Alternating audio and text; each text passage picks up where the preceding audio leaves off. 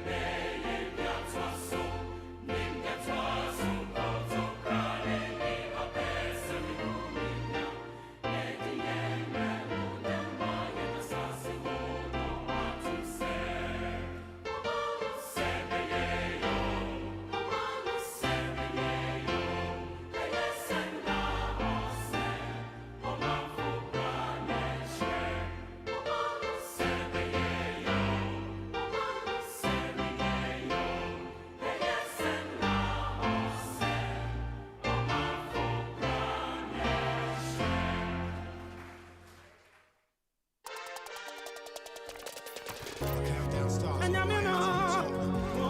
It's the 55th minute. Tottenham need 3 goals and are out to 43 to 1 to reach the final. Lucas.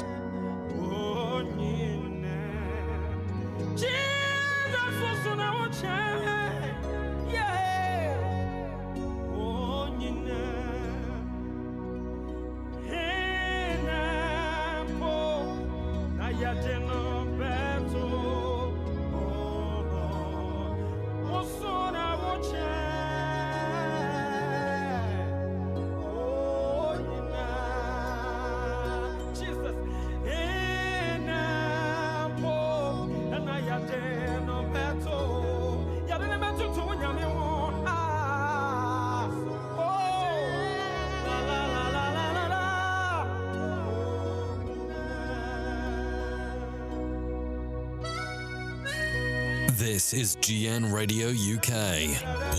Welcome to Thursday.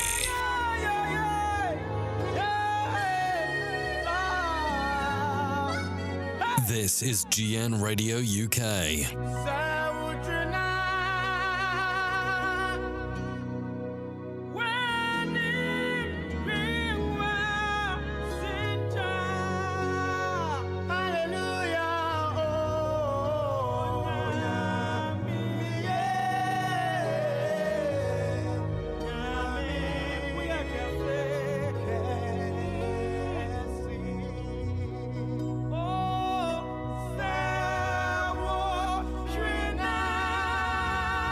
Good morning. A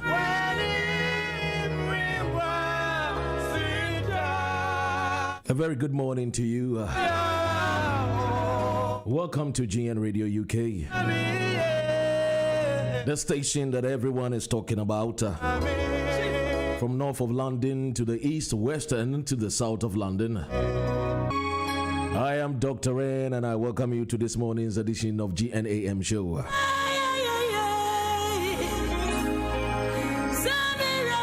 And I pay me more kwaba eba ye fidie so.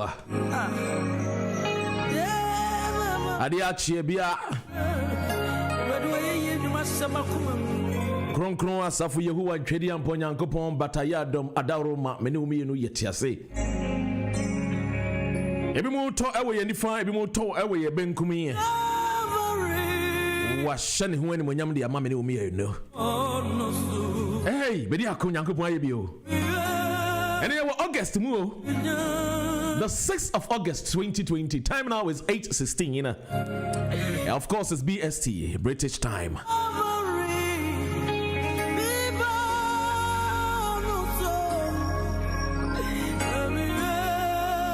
Make sure say you live ewo Facebook sanso ene ewo YouTube unsubscribe ya me pa ocho eni die mu a amamre kwan so no na subscribe ewo YouTube channel so ema ye why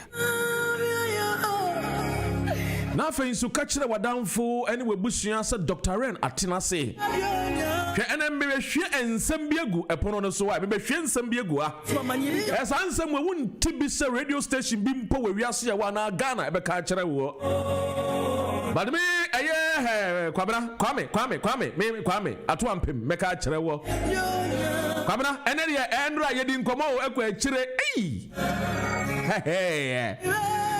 mame mbo contractor mu a big edu contractor big edu me bona baso big edu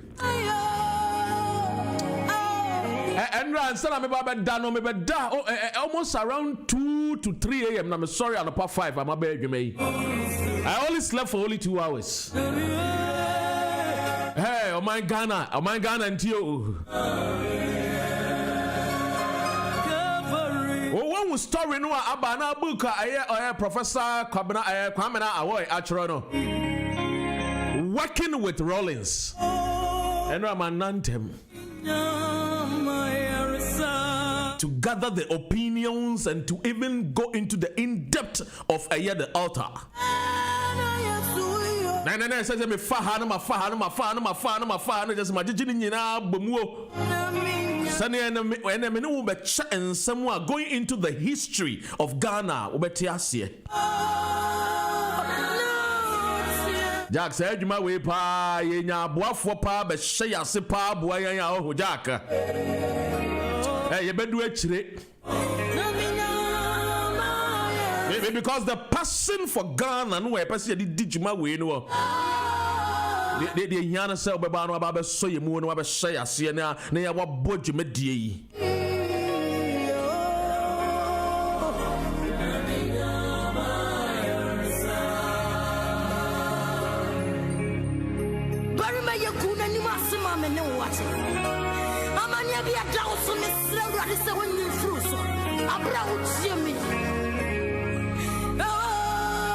Make us na mama kind you say any idiot whether na you fine say I near me cost work kama pa no de na mama kind you say wo pe baby a wo betena pa ene we busua amotumi adi aduane papa de na ye Timber Gardens restaurant. Timber Garden Restaurant and Bar at Croydon, the biggest Ghanaian restaurant in the whole of UK with ultra modern facility, and is calling you.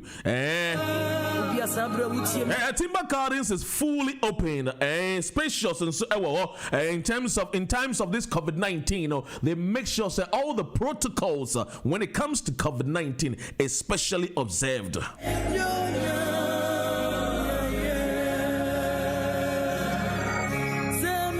There is a very great and a big spacious on the inside for your parties and meetings. They also have functions and training rooms. Timber Gardens, he has a capacity of up to 250. Enjoy the fresh breeze and sunshine at the Tuft area on the outside, overlooking the London Road for your parties, get-togethers, your naming ceremonies.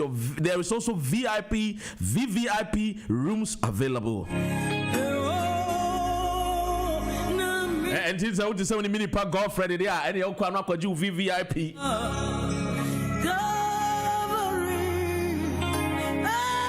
We serve all Ghanaians and other African foods and intercontinental dishes, and we deliver as well.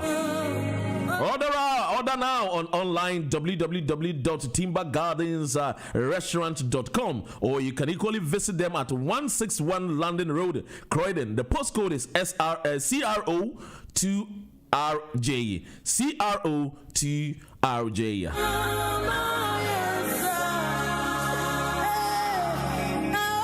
You can also ring them on the telephone number 020-8686-5769 or 078-97-86-4996. Let me take the numbers again. And abomodi answer ube frewo mo upe parties abe upe baby a spacious.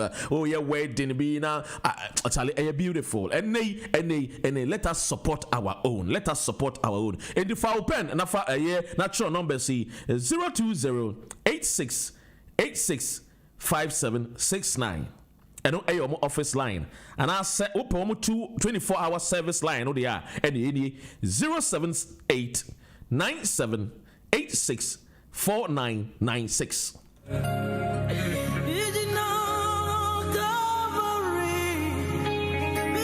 And I pay one more Shamasha, a morning's motivational message in every war.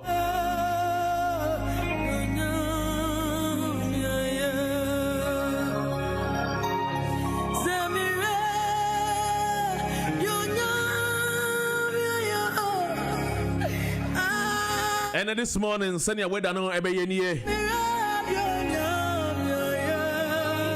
And I pay a Munkum Ebatoto, a Yamia, a land in a bontain sewer. Never sudden so say a Riansu Ebepie. Chances are in Subertodia and then a very minimal. And the someone one year, dear no. And from because there will be clouds. But Antin Shannon so what our summer shows been a ball life. And I will show some flesh kakra at the end.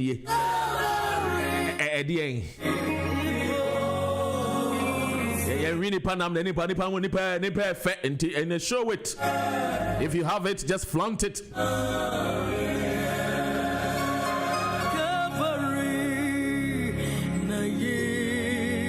Me catch us and baby I will be on baby I will radio not to no but more than a fraud of phone monty. Maybe cast some be am what. They see you start to see your car some often at radio stations we were Ghana one more can one sense and I'm so look at these guys. Young couple what do me we were sure I once ya we young shira. The son of Elizabeth, Miaminie, Menano, make a car tray move for 2 hours, Miaminie. And to make catch out some money and a fraud of 1 year table, she has a Munti, Dr. Ren, and Nano pay Omunti. Because me can send you and Sam now me can wow. A more papa, and a being yassani padu no so better.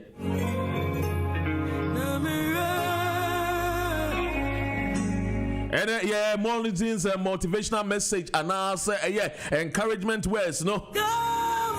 Yatudin say friends today, enemies tomorrow.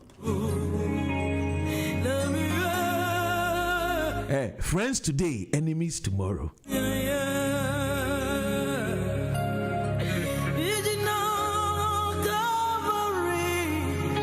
This is GN Radio UK. Welcome to Thursday. This is GN Radio UK. Welcome to Thursday.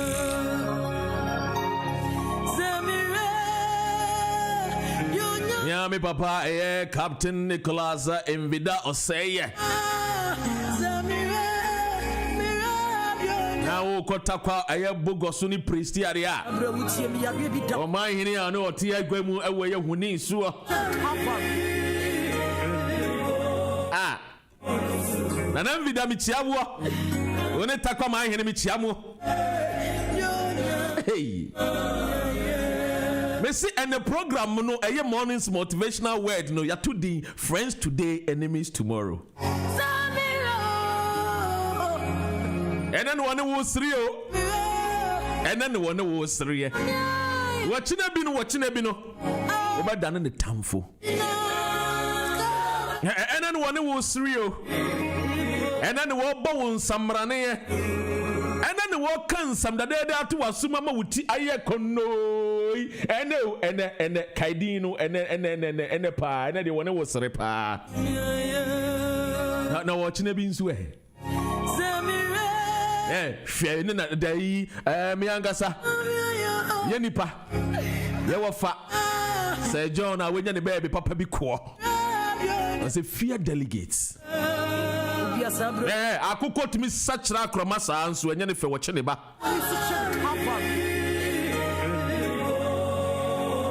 Hey, friends today, enemies tomorrow. Jack, I'm really charged. I mean, but who not sorry. But who do? Because and I'm a Manda. Me say friends today, enemies tomorrow. Hey, Jack Ghana. I'm on phobia di Ghana, bro. I'm on phobia di Ghana, bro.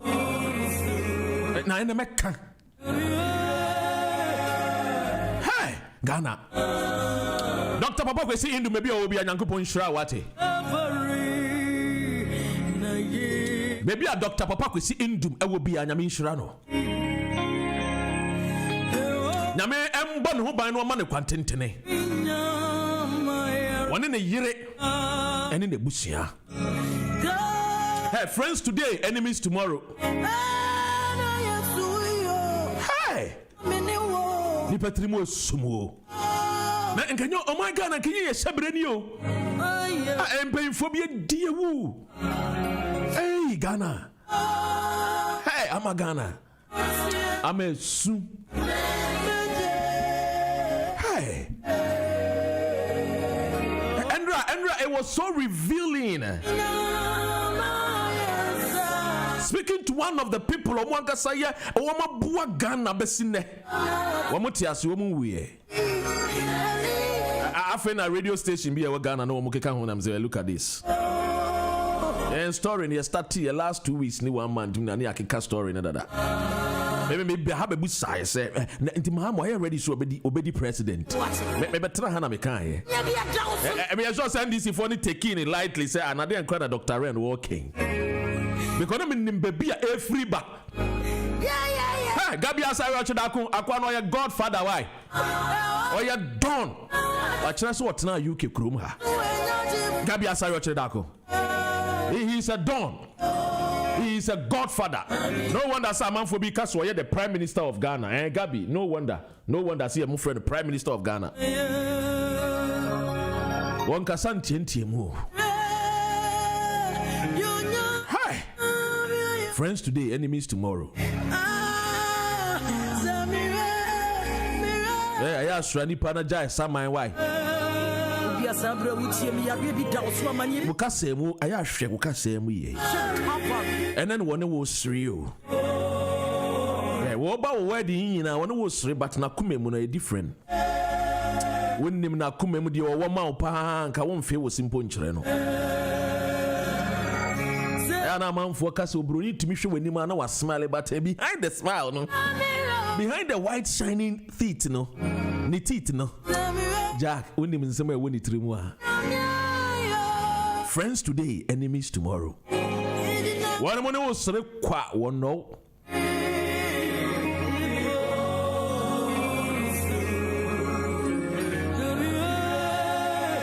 Charles Kojo Fosune Kaye. Ozi eja yeneme srekwa wo nansu ye nnome bra me bre wo Germany na me nsusu said they will be my friends at that time but enemies tomorrow. Be careful and beware. That obon samne bubom ti sajata no probi amene no obon samno no be rani pemu on ti kai nipa wo no wo monam wo na hye wo no nso na susu ka wani suade kire wo no mo ena no wo modo wo chine bi sese adane wo motamfo kra. And that is how life is. That is nature. We all cannot be friends forever. Eba tiasie, enkose nwa comfort tiasie, enku tiasie. Tiasie say Yesu Kristo kura mpo ne Lucifer na heaven, ebrebe bedu ye ne pamo ne ba asazi so tiasie. Emani nya wo ene emani nya wanwa because ekabrabo no wo ekabrabo no nti emani nya wanwa.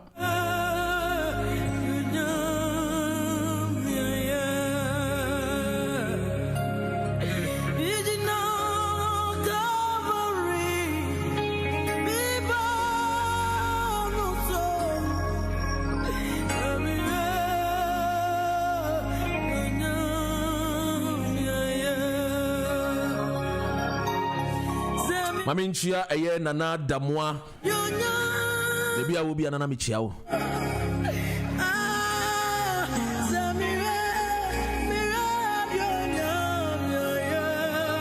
Obi asabra wutie mi ya bi da oso amanye bi da oso. Pese o ma woni su che papa.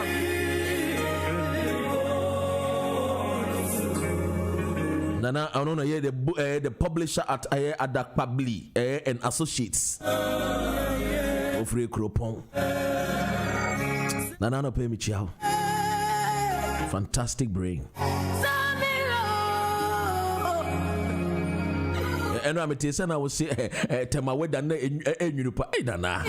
What would Jaisa? What's in the UK? Working with Rollins. You better book in so. Hey. Very revealing. Mama main kanjra say me mo akwa aba ye fidie so ye GN Radio UK. Won subscribe ye YouTube no a me sere wa abomodi ana ye ma ye wan. And one say what type GN Radio UK we be hu ye in live.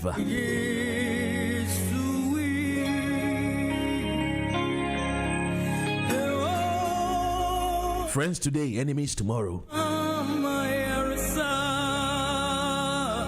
How come at one point they were friends and this time around they are your enemies? Is it because one kasa wusu ni uban na enya na? And it is hard also check wa brabo. And I say your own dear and then wo dear no entimi en collabo na. And you check why. But in all things remember say in this life no you cannot have everybody loving and liking you. Some eventually will fall on the wayside. Some comes into your life for a purpose and for a time. And so when the purpose and the time is met, they go. Remember, it was a purpose and for a time. It was a purpose and for a time. And why? It was a purpose and a time. Ebi akofani free Ghana na ode ne bab krom ha say and then we jaiwo why no first no your friend no your lover but and then no your enemy. It was for a purpose and a time. Jaimanenko. Yeah. Understand it, Jaimanenko. If you understand the principle of life and the understanding of the meaning of time, another name of God at a time, understand it. That even though they were friends today, they could possibly be an enemy tomorrow.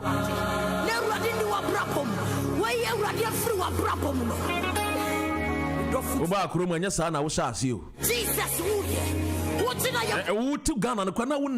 mountains. Sufrenya mesa da bempo na wani behu eya abrochi mem. And on the beginning oh. Ansa na nyame edum wa woma wo bi ne wan mobɔ no aboa wo no de ba krom ha. Enti na wo bedu ensusu kai say eye that time no it was for a moment. It was for a moment. Ye betu bia unia. Wo mpa na wasese wa brabom. You decide. You decide to be rich or you decide to be poor. You can take chances. Friends today, enemies tomorrow. Be careful of those people. Those that you speak your inner details to. Now guys, I didn't tell Jesus Christ na only asuafo ne nam na nso okobɔ mpa ya ono nko ana ekɔ. Because enkomo bi wo be pie free na no aba wo mpɛ sɛ Peter ebete. One person, a friend is a Matthew ebete. Because ebia no wo campa ebobi e fasika sem ebia Matthew ono so a tax collector o. Okote figures bia ebia na nani akwa akɔbre no. There are certain times you have to be alone. Being alone sometimes does not mean say you are lonely, Debbie. It means that you are reflecting on your life and also what God wants you to be. If they become enemies tomorrow, it is their loss. Let them go. It is his or her loss. Manenko. When we choose to become an enemy, oh,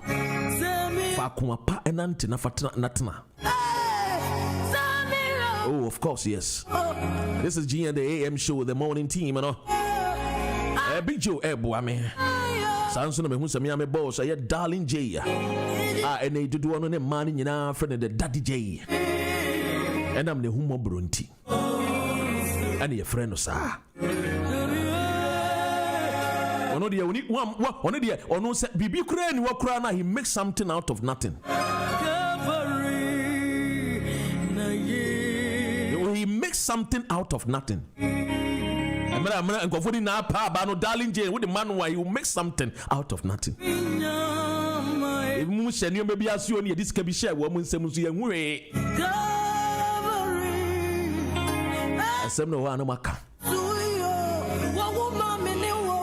That is why I program the facts and the truth. Friends today, enemies tomorrow. Don't be shocked and don't be surprised when your friends become enemies. Bob Marley, none down for Pioneer Peter Tosh. Peter Tosh became an enemy to Bob Marley. Bob Marley and a worry Peter Tosh girlfriend, a friend Rita Marley.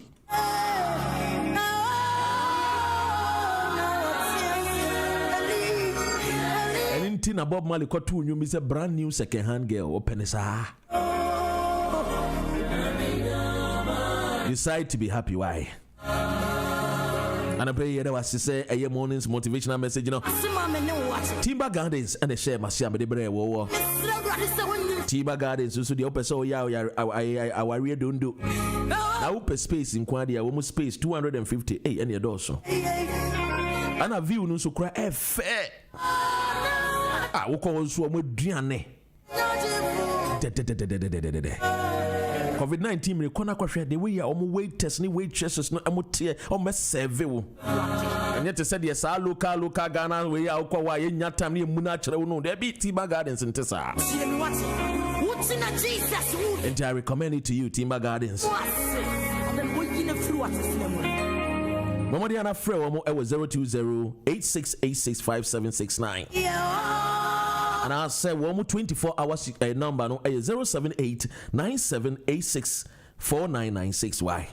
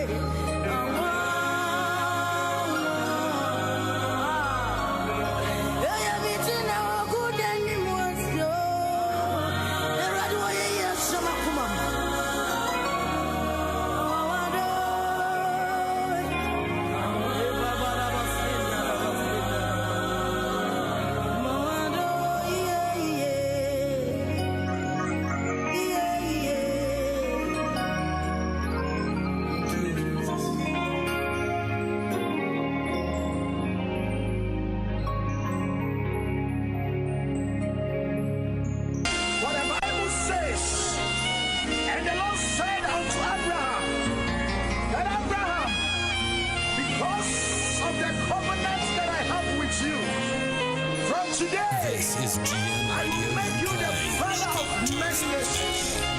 My mother, my father, I am telling you that God has a covenant with you. Therefore, you shall never be put to shame. And because of that covenant, a new thing is about to happen in your life. Receive it. Covenant keeping God. There is no one like you. You are Alpha and Omega. There is no one like you. Covenant keeping God. There is no one like you. You are Alpha and Omega. There is no one like you. And Abraham said, God, look at me. You said so many things about my life, but I don't have a son to inherit me. But God said unto Abraham, that Abraham, fear not. I am not a man that will lie or say a word and let that change his mind. Therefore, I am prophesying to your life that every prophetic word that God has said about your life shall come to pass. He's the same. He's the Alpha and Omega. He's the God that picked someone from nowhere and positioned him where he belongs. Any breath, you know, any breath you will tell. How much do you almost say? We are going to need. Now, so make us a sound say, we are going to need you. And Yamina winning in the way of Papa William. Bible says, Sarah, what did 19 years?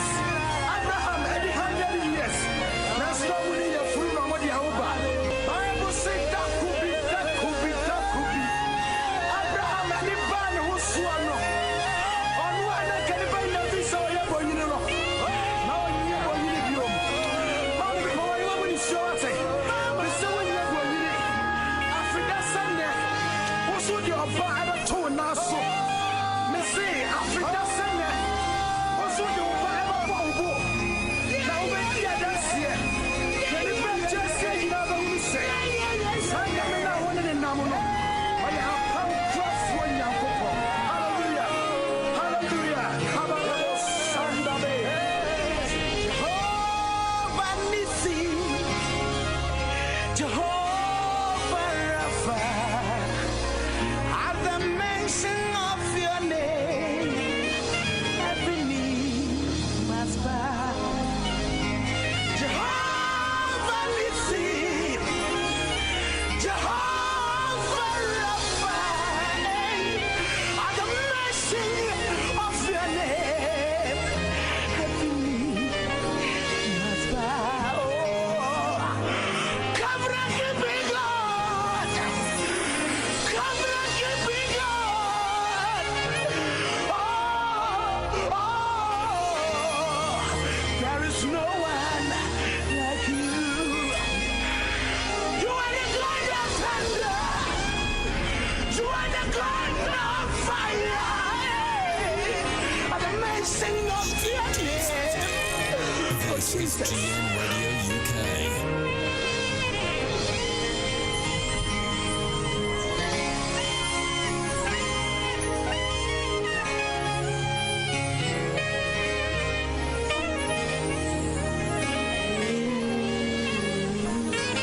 Missy, I pump crop for you.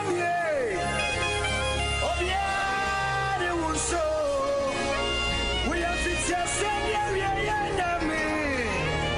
Oh, Bibiara. Yes, of course, you're still tuning in to GN Radio UK. Yeah. I pump crop for I have a guest this morning with me. Yeah. you. Bibiara, they will show. And it goes by the name K.O.F.I. That means the dot. I pump crop for you. Yes, of course, his name is Kofi. I'm not going to mention his surname,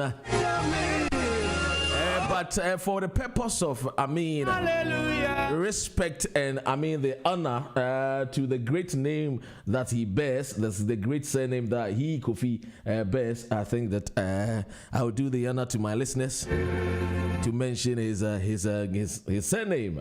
He's a beautiful person, a very great man, of course, by all standard. And yeah, that is his son. We are most privileged this morning to have his son with us, joining us this morning in the studios. And I'm talking about the son of Mr. Ajololo. And so Kofi Ajololo is here right here in the studios. Welcome, Kofi. Yes, of course. Yes. Hey, let's yes. People are watching you all over the world. Really? Welcome. Hello. Hi. I'm Kofi. Nice to be here. It's really nice studio, everything.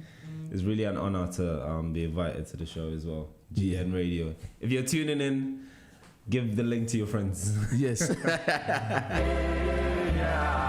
Yes, of course. So I'm here this morning in the studios with the son of the great man, Mr. Ajololo. Yes, we have his son in the studios here this morning, joining us on the our morning, the great GNAM show.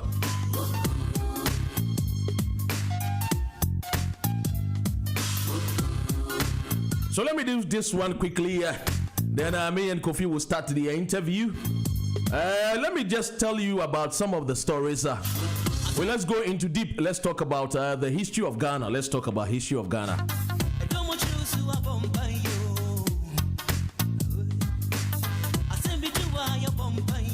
So this morning, what I'm trying to do is just to review the book, which the author is Professor Kwame Ahoy, working with Rollins. It's a very controversial book, I must say, very, very controversial book. But it's very fascinating to read. And in the book, let me take you through some of the characters in the book. I've read the book and I tell you, if you get a copy of the book and you read, you understand the history behind Ghana, the history. But of course, you know, when it comes to books and stories, people come with their own opinion, their own view, the things that happen at that particular moment, that particular time. And so it sometimes can be debatable, sometimes it can be debatable.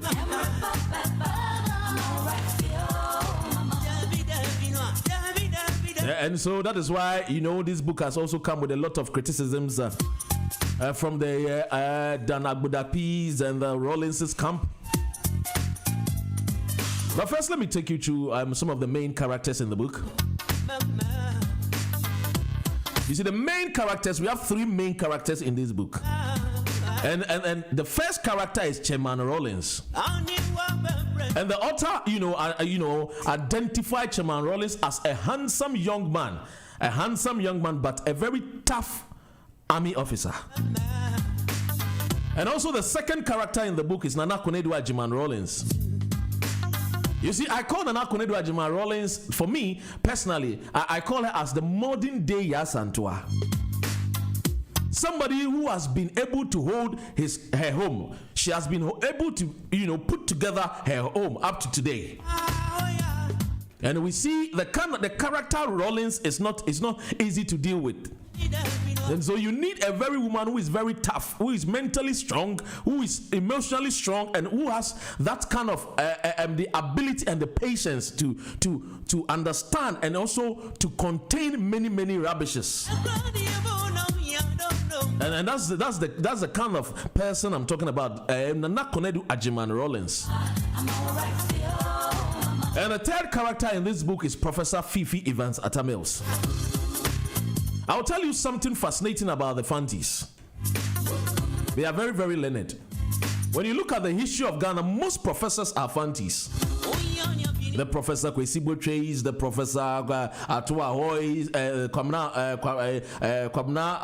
Ahoy, and Professor Nana Jane Opoku Agyeman, who I will be talking about in this book.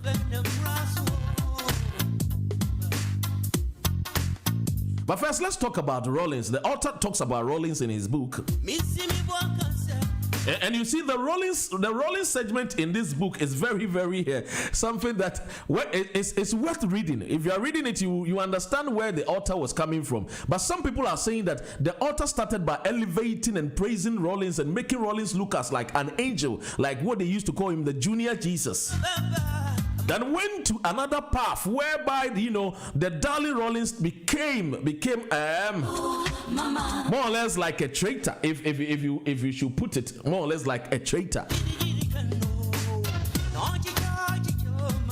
And so the author talks about Rollins being a dictator up until 1993 when he became democratically elected president. And in the book, Professor White goes very personal and uses some words which I cannot say on air. And that is how the book became. The book got it to a point whereby the professor himself was so personal and used some words with M words and other things that I cannot say here on this particular station. Remember, these are people that they grew up, they were friends they have been friends for many years.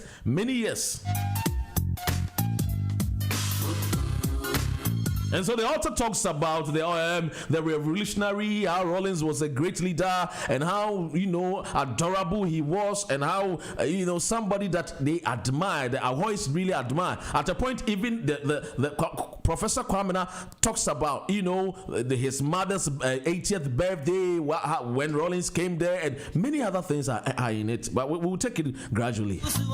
But of course, I just want to remind my viewers and those that are listening to me that I have a very special guest this morning, and it's K.O.F.I.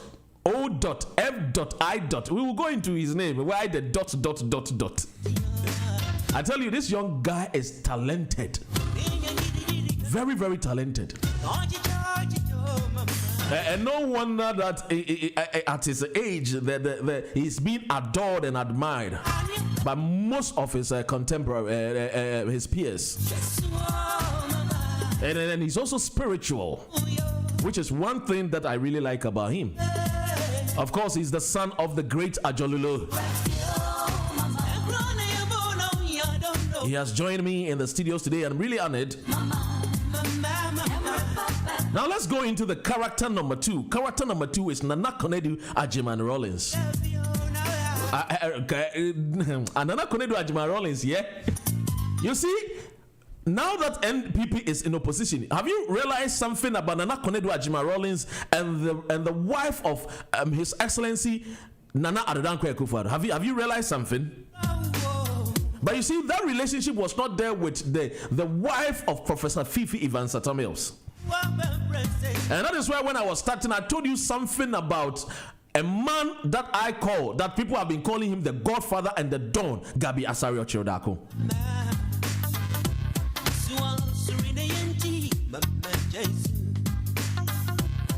He does not shout, he does not scream, but he is somebody that you cannot take him for granted.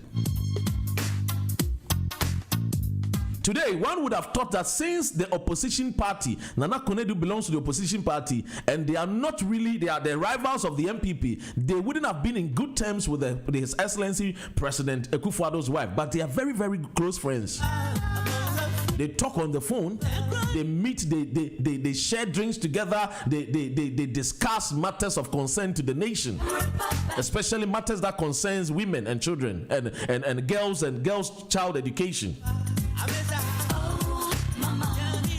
But you see, the author in the book described Nana Konadu Agyeman Rollins as one who is very effective first lady all over Africa. A very effective lady, not only in Ghana.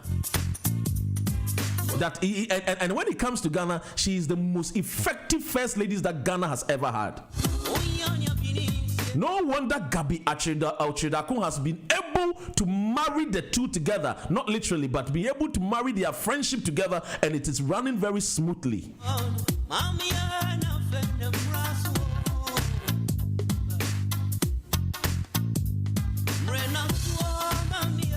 But you see, I just want you to take note. I'll come back and talk about Rebecca, the beautiful Rebecca Akufo-Addo, First Lady of Ghana, and also the former First Lady Nana Konadu Agyeman Rollins. I will tell you about their relationship.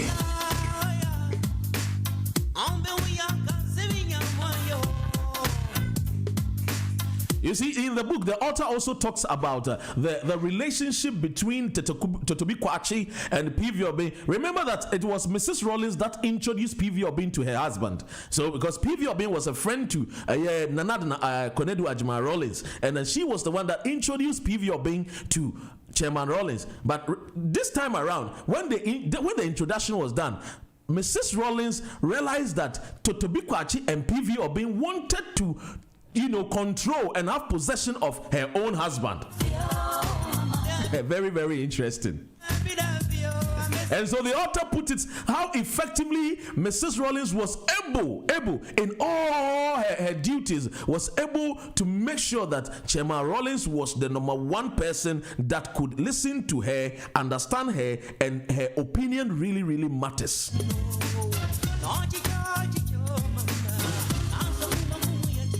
Now let's go to the main character number 3.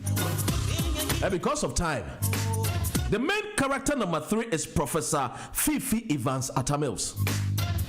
And I will tell you how Professor Fifi Evans Atta Mills was discovered and how he became the vice president for Chairman Rollins and then became the president for the NDC. And also for Ghana, he became the candidate, the flag bearer for the NDC, and also eventually became the president for our dear Ghana. And it's very, very interesting how the author puts these characters together. And I must say that this book is really, really, really. And I'll tell you where you can get copies as I bring my review to an end. So you see, in the Working with Rollins book, which the author is Professor Kwame Ahoy, he puts Professor Mill he portrays him as a kind and a peaceful person. But you see, in so doing, the author, made some room, created a room. Because even though he was painting Professor Atta Mills as some dear person, what brain and wasi or problems, trouble, the author did some harm to Professor Fifi Atta Mills. He painted him in the end as somebody who was weak, as a weaker person.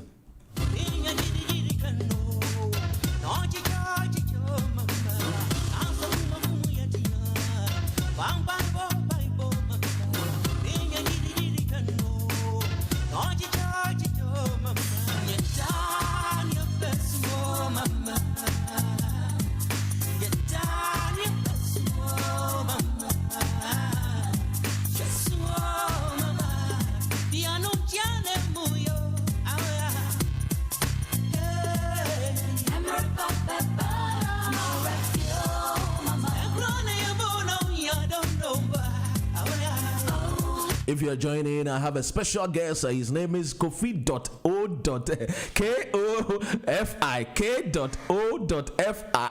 No, the dot is even confusing me now, Kofi. The dot is even confusing me now. It's KOFI. KOFI. Yes. But so you don't mention the dot. It's just there for a show. For a show. It's just there for show. Yes. All right. So Kofi and I will be talking about. We will be going in depth with Kofi because Kofi is the son of great Ajololo. Kofi, obviously, we have to delink it because he himself is doing his own thing, which we'll be talking about. He's a very fantastic person, and yes, Don is asking me. Kofi is coming, but Kofi is already here. Kofi is already here. Yeah. Hey, producer Don Atus.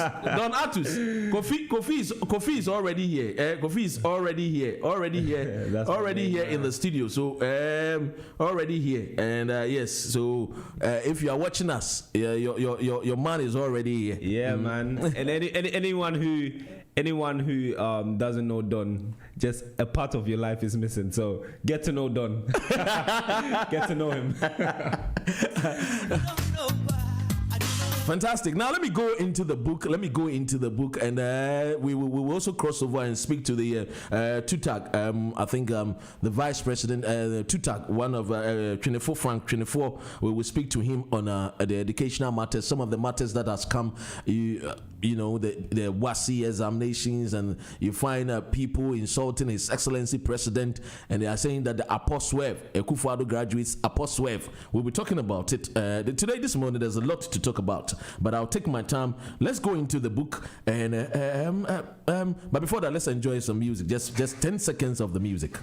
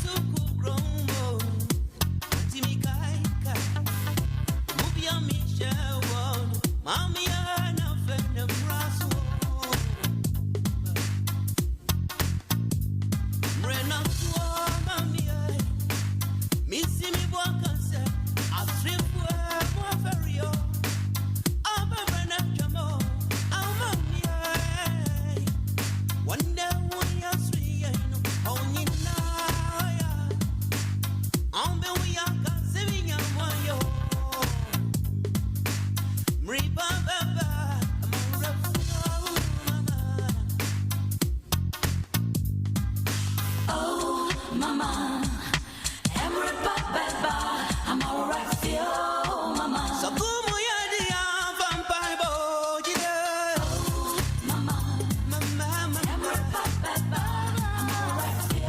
Yes, of course. I'll be very soon. I'll be playing the favorite of Kofi. Yeah, Kofi's favorite musician in Ghana, and definitely let me even play his favorite musician in Ghana.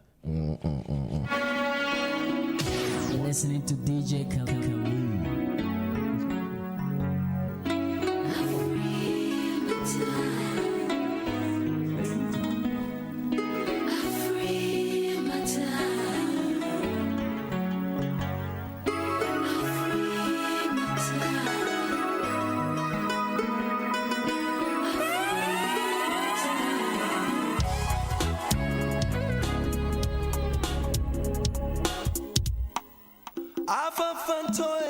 So let's go into the book, working with the Rollins. And so I've told you about the main three characters in the book, Chairman Rollins, Nana Konadu Ajima Rollins, and Professor Fifi Evans Atta-Mills.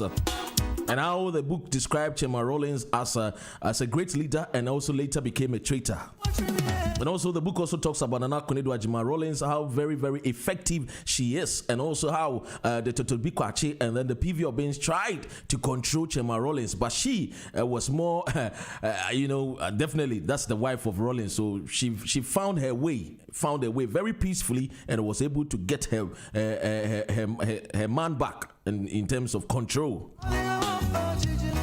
And also talks about Professor Evans Atta-Mills, the late Professor Evans Atta-Mills, and the book, the author described Professor Evans Atta-Mills, somebody who is very kind, and in so doing, he exposed Professor Evans Atta-Mills as a weaker leader.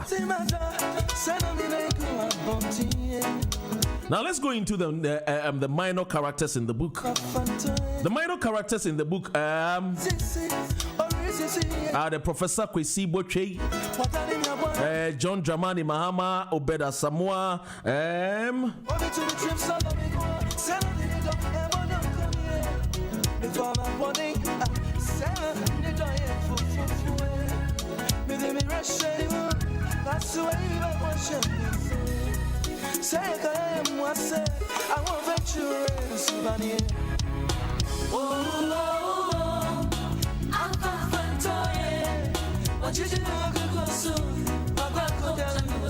This is GN Radio UK.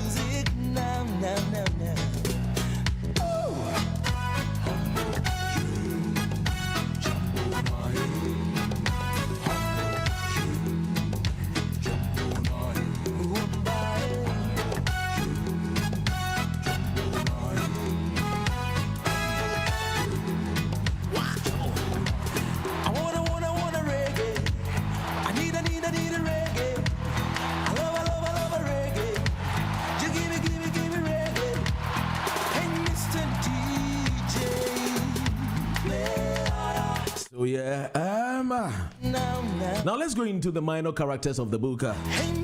And like I said, the minor characters include Professor Kwesi Boche, Obeda Samoa, John Dramani Mahama is also mentioned in the book. The author mentioned John Dramani Mahama in Working with Rollins. And also talks about his own brothers. You know the brothers, he has two brothers, they are Atu Awoy and Kwesi Awoy. And surprisingly, I was thinking that Professor Kwame Awoy was even the oldest. But he is even the youngest one. And also they have 5 more sisters. They have 5 more sisters. And so in the book of Working with the Rollins,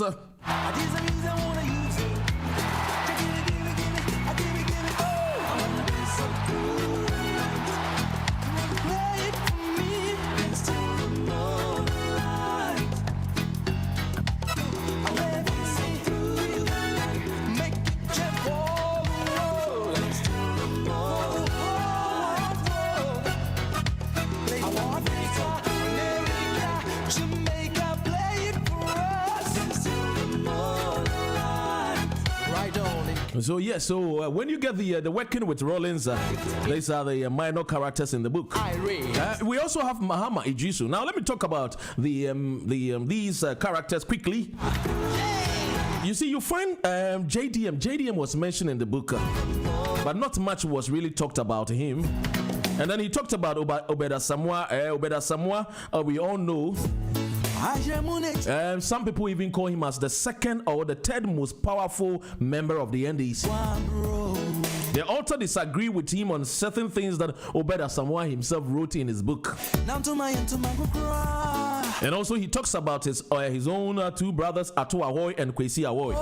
He talks how about his older brother. And I'm told that he's writing a book about 2 of his brothers, including himself. And also the author also talks about Mahama Idrisu. Mahama Idrisu, for me, is a man that I really, really admire. He's very quiet, he's very humble, he's very hardworking. And once upon a time, he was the chairman and also tried to even become the flag bearer of the NDC. And now let's go into the reviewers of the book. This is where you find it. People like the Kweku Baku are talking about Professor Nana Jane Opoku-Agyeman, because Professor Nana Jane Opoku-Agyeman is one of the people that reviewed the book. And also the author talks about her as the one, he was the one that, introduced Professor Jane Opoku onto Radio Gold, interviewed Rollins in the 90s. Remember, he owns Radio Gold. And so he himself started as a journalist. And then he even did his first interview. He was the one that interviewed the presidential candidate in 1979. And I'm shocked Jane and Kofi were not even nowhere to be even born. And so the author really, really talks about Working with Rollins. It's very, very fascinating book. And it talks about the history of Ghana. The book doesn't shy away from controversial, and when you read pages like 115, it talks about the Accra and the famous Accra incident. I know a lot of people have heard it. And the book was talking about how Professor, how Accra was being beaten by Rollins. But Professor Kwame Atu Awoy has disputed that factor. He says that Chairman Rollins never even laid hand on Accra, even though there were exchange of words. But Accra wanted to have some more evidence, and so to have evidence, Accra himself tore his own shirt and went to the Cantonment police station and make that reported that incident. Some of the people that reviewed the book talks is about Afarijan. The author talks about Afarijan, how he himself, met Afarijan in a drinking spot. Jack, not just painful nangas, what should be that? Alcoholics, what numbi? They drink alcohol. Of course, I asked somebody some time ago, do you drink? He says, no. I said, but don't you drink water? What the young boys will say, water. And we have another person in the book, and he is the one that reviewed the book, and he also reviewed it in the perspective of law. And so those people that wants to sue Professor Kwame Nkrumah, remember, the person that reviewed the book On the Eye of the Law is Chachuchi Kata. When it comes to law in Ghana, you and I know, even though you and I were not there, as stated by Bawumia when he was being cross-examined. And so the pages 115 of the book talks about the stubborn cat Obed Asamoah and how Mills was found. And in pages 210, the author talks about how Mills nearly resigned from the constant attacks by former President Rawlings. He nearly resigned as the president of Ghana. That is what the book tells us. And when you read the page 7, I mean, chapter 7 of the book is the book itself is almost about 400 pages. And when you read about the page 7 of the book, it's very, very interesting. How the author talks about Rawlings joining his mother's birthday, and on the birthday celebration, his mother's 80th birthday, that was when Rawlings poached him, Kwame Nkrumah, and said, look, I want you to contest against Mills. Remember, it was Kwame Nkrumah and his brothers that brought Mills into the scenery of Ghana's politics. And so Kwame Nkrumah saw this as a traitor, as betraying Mills. Why should I go after the person that he myself introduced to you, Rawlings? And that was the genesis where their friendship became sour. And so pages 199 up to page 209, the author talks about 15 people, almost 20 people, I must say 20 people. And he incites very, very, some people are saying that very controversial, and it has already even started receiving, they have already started receiving criticism from the Dana Botapis and the Rawlings camp. And I'm told that Rawlings has said a lot, which I have been saying it last week, that the NDC is not ready. Are they really ready for power in 2020?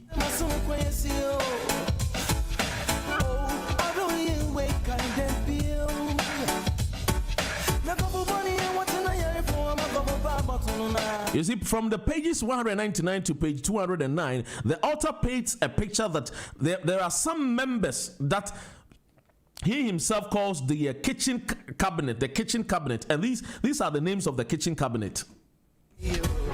You have names like Captain Kojochi Kata, PV Obeng, the Kofi Totobi Kwachi, and I must say that Kofi Totobi Kwachi, Uncle Kofi, I personally met Uncle Kofi in 2002 during the NDC Congress in trade fair. That was where I personally met Uncle Totobi Kwachi, and I tell you, he's a very fine gentleman. I remember when the people came from Obuasi and they have finished this congress and they wanted to go back, and some of them has missed their bus, and they were almost about 38 or almost 42, and they didn't have money for transport, and I had to go and see Uncle Totobi Kwachi, and how Uncle Totobi Kwachi was able to help me get transport for these guys to go to Obuasi. And I tell you that Uncle Totobi Kwachi, for me, is my personal encounter with him shows how humble and how cool he is. No wonder many people call him the calm and decisive man. Now let me tell you about Kwame Prepra and the cause of Kwame Nkrumah. They are known as the kitchen cabinet of Rawlings. I just can't get it. But you see, in all these things, remember during the era of Rawlings, Chronicle, led by Kofi Kumsin, used to report a lot about Rawlings and the happenings of Rawlings in his government. And no wonder that Kofi Kumsin was the one that broke the news about Kwame Nkrumah trying to contest with Professor Atta Mills, and how Rawlings had slapped Col Nkensen Aka. You see, a lot has been said in this book, but because of time, I'll be taking my time to go into it more. But of course, I'm not saying that I agree or disagree with the book. It's up for debate. or it's up for criticism. It's entirely up to you. But I'll tell you how you can get the book. Just go to www.booknooks.store.com. And I think Kwamina Nana Aware Damwa, my friend, has his bookstore. You can find it. You can get a copy out there. I've been speaking to Damwa himself this morning. I spoke to him this morning, and how he's trying to get me to get the publisher and also the author for us to talk about his book on our show, which I think will be very, very great and an honor to myself.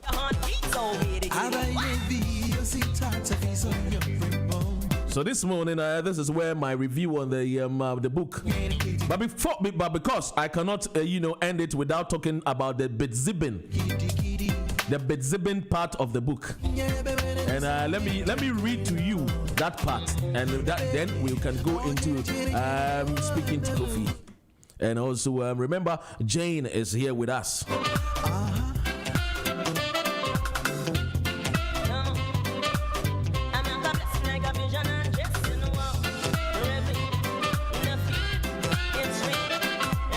So let me read to you the page that is causing more controversy on social media. And it talks about Bedzidin. And let me read a part for you to it talks about the 2020 NDC Congress, the 2002, and I told you about the 2002 Congress that I met. That was where I personally met Totobi Kwachi, and he helped me to get transport for the people that came from Obuasi. And so I was there. It's not like I was there to cover the event.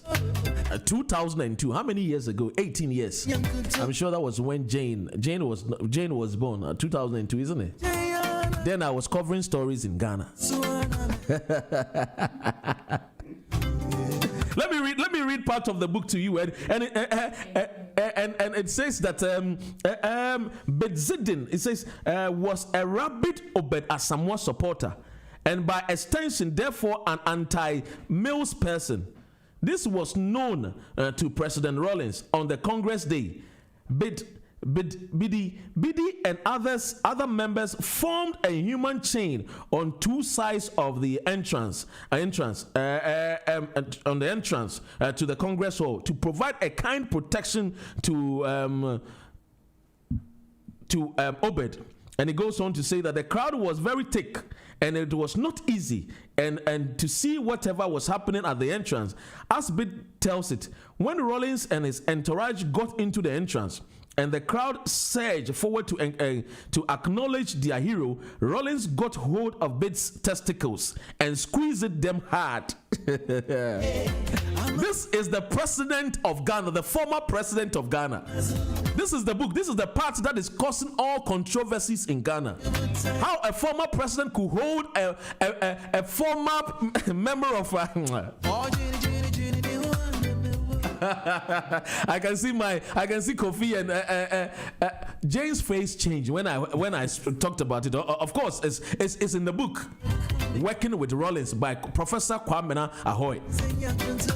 Let me read the part again. It says, the crowd was very thick and it was not easy to see whatever was happening in the entrance. As a bit tells it, when Rawlings and his entourage got to the entrance and the crowd surged forward to acknowledge their hero, Rawlings got hold of Bid's testicles and squeezed them hard, so hard that he believes he fainted. And when he recovered, he was outside the Congress Hall and people were fanning him. Those people did not know what had happened. They only knew that he had fainted. This is where my Esquire barrister Kwame Asamoah will say, how come a person that his testicles was squeezed so hard was able to remember that his testicles was squeezed? Is this something that the author was trying to portray Shema Rawlings as a bad person? This is where Rawlings is really, really not happy. And of course, before I even tweeted or even sent a Facebook message on my wall, Rawlings has also come to say, to buttress my argument on what I've been saying on my Facebook wall, that what Kwamina Ahoy is trying to do is to break down the NDC party and take hold of it. And so this is the page 116 of the book. And in what they say in their circles, the Kwamina always they make fun of it. They say Abubon Toshe. They call Rollins Abubon Toshe. That is a man that squeezes men's testicles. This is the former president of Ghana, a man that squeezes people's testicles. Forgive me this morning if you are hearing words like this, but it is in the book, Professor Kwame Nkrumah's book, Working with the Rollins.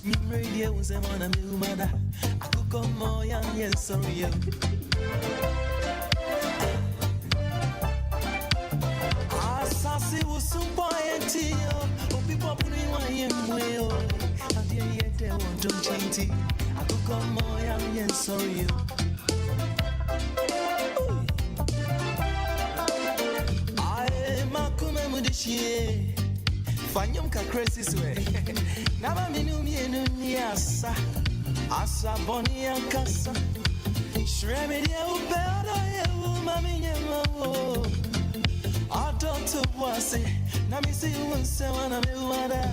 And so enough of the Abubon Toshe, the man that holds men's testicles. And let's go into and speak to Kofi. But before that, let's cross over to Ghana and just do this interview quickly, and then I'll come to Kofi.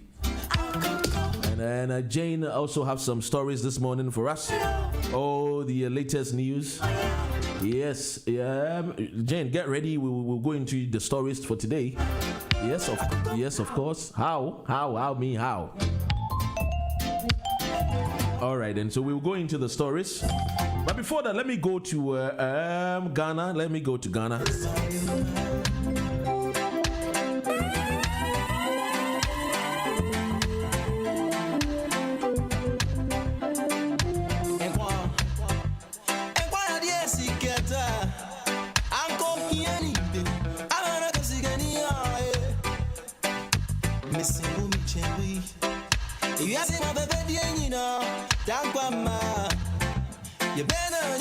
This is GN Radio UK.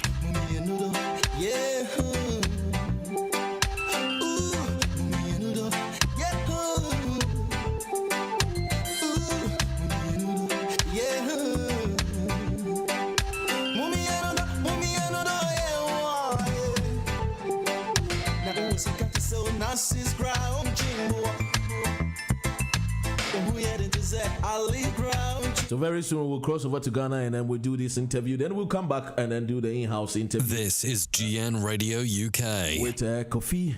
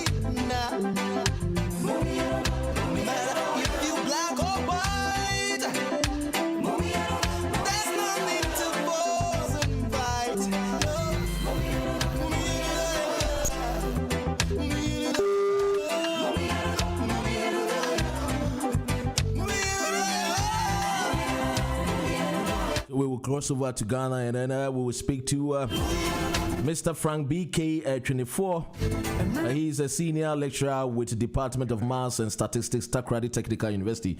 Good morning, sir. Good morning. Welcome to GN Radio UK this morning. Thank you. Boss, I know that you are the senior lecturer of Department of Maths and Statistics. Hey, Akwewa Bene, senior lecturer. Hey. Maths and Statistics in Susaka. Wow. Rainy day. Hey, senior lecturer. Wow. This morning, I want us to look into the 2020 free SHS graduates, as His Excellency Nana Addo Dankwa Akufo-Addo calls them, the Wasi Bruaha, and the current, which is currently generating all the controversies in Ghana. Okay, let me use this opportunity. Would you want me to go like your normal way because you are in the Queensland, or I can blend it with Fee? I don't know. Which one would you prefer? Blend it. Okay. Blender. Okay. Martin. Let me use this opportunity. I mean, Fancha, like the way I am, and Fancha, and share it for Ghana for other friends saying. We are more like he said, Akufo-Addo graduates, the first batch of Akufo-Addo graduates. We are monitoring, and Mecca says so far, so good. I think it started about a month ago with those visual practical subjects. I'm textiles, graphics, visual art students. Now I'm gonna start it. I think it's last week or so. I'm gonna start the core subjects. So far, I'm not truly. Yeah, we are monitoring the airwaves, and so far so good. So far so good. Now, and then you say, "Crowd not be at the infoning videos be about." Say, integrated science. No, they were looking out. Say the past questions will appear on the current examination sheet, and when they went, the what we call in Ghana it swerved them. Apple swerve, and now they are very upset with His Excellency Nana Addo Dankwa Akufo-Addo. Some of the video crowd, I cannot even say it on this platform. To the even extent that one of the people was saying that Akufo-Addo should also remember, say he's also in his final year, which means that they are going to vote against him for making sure say Apple swerve. And then people say, "Young teachers." Adria yechere wo saying so wo monkonko exams to pass, and as we are training them to come out to be an effective people. There will be problem solving for our country in terms of your friend is saying ye crew or my Ghana. Okay, that's to say, with your question on this,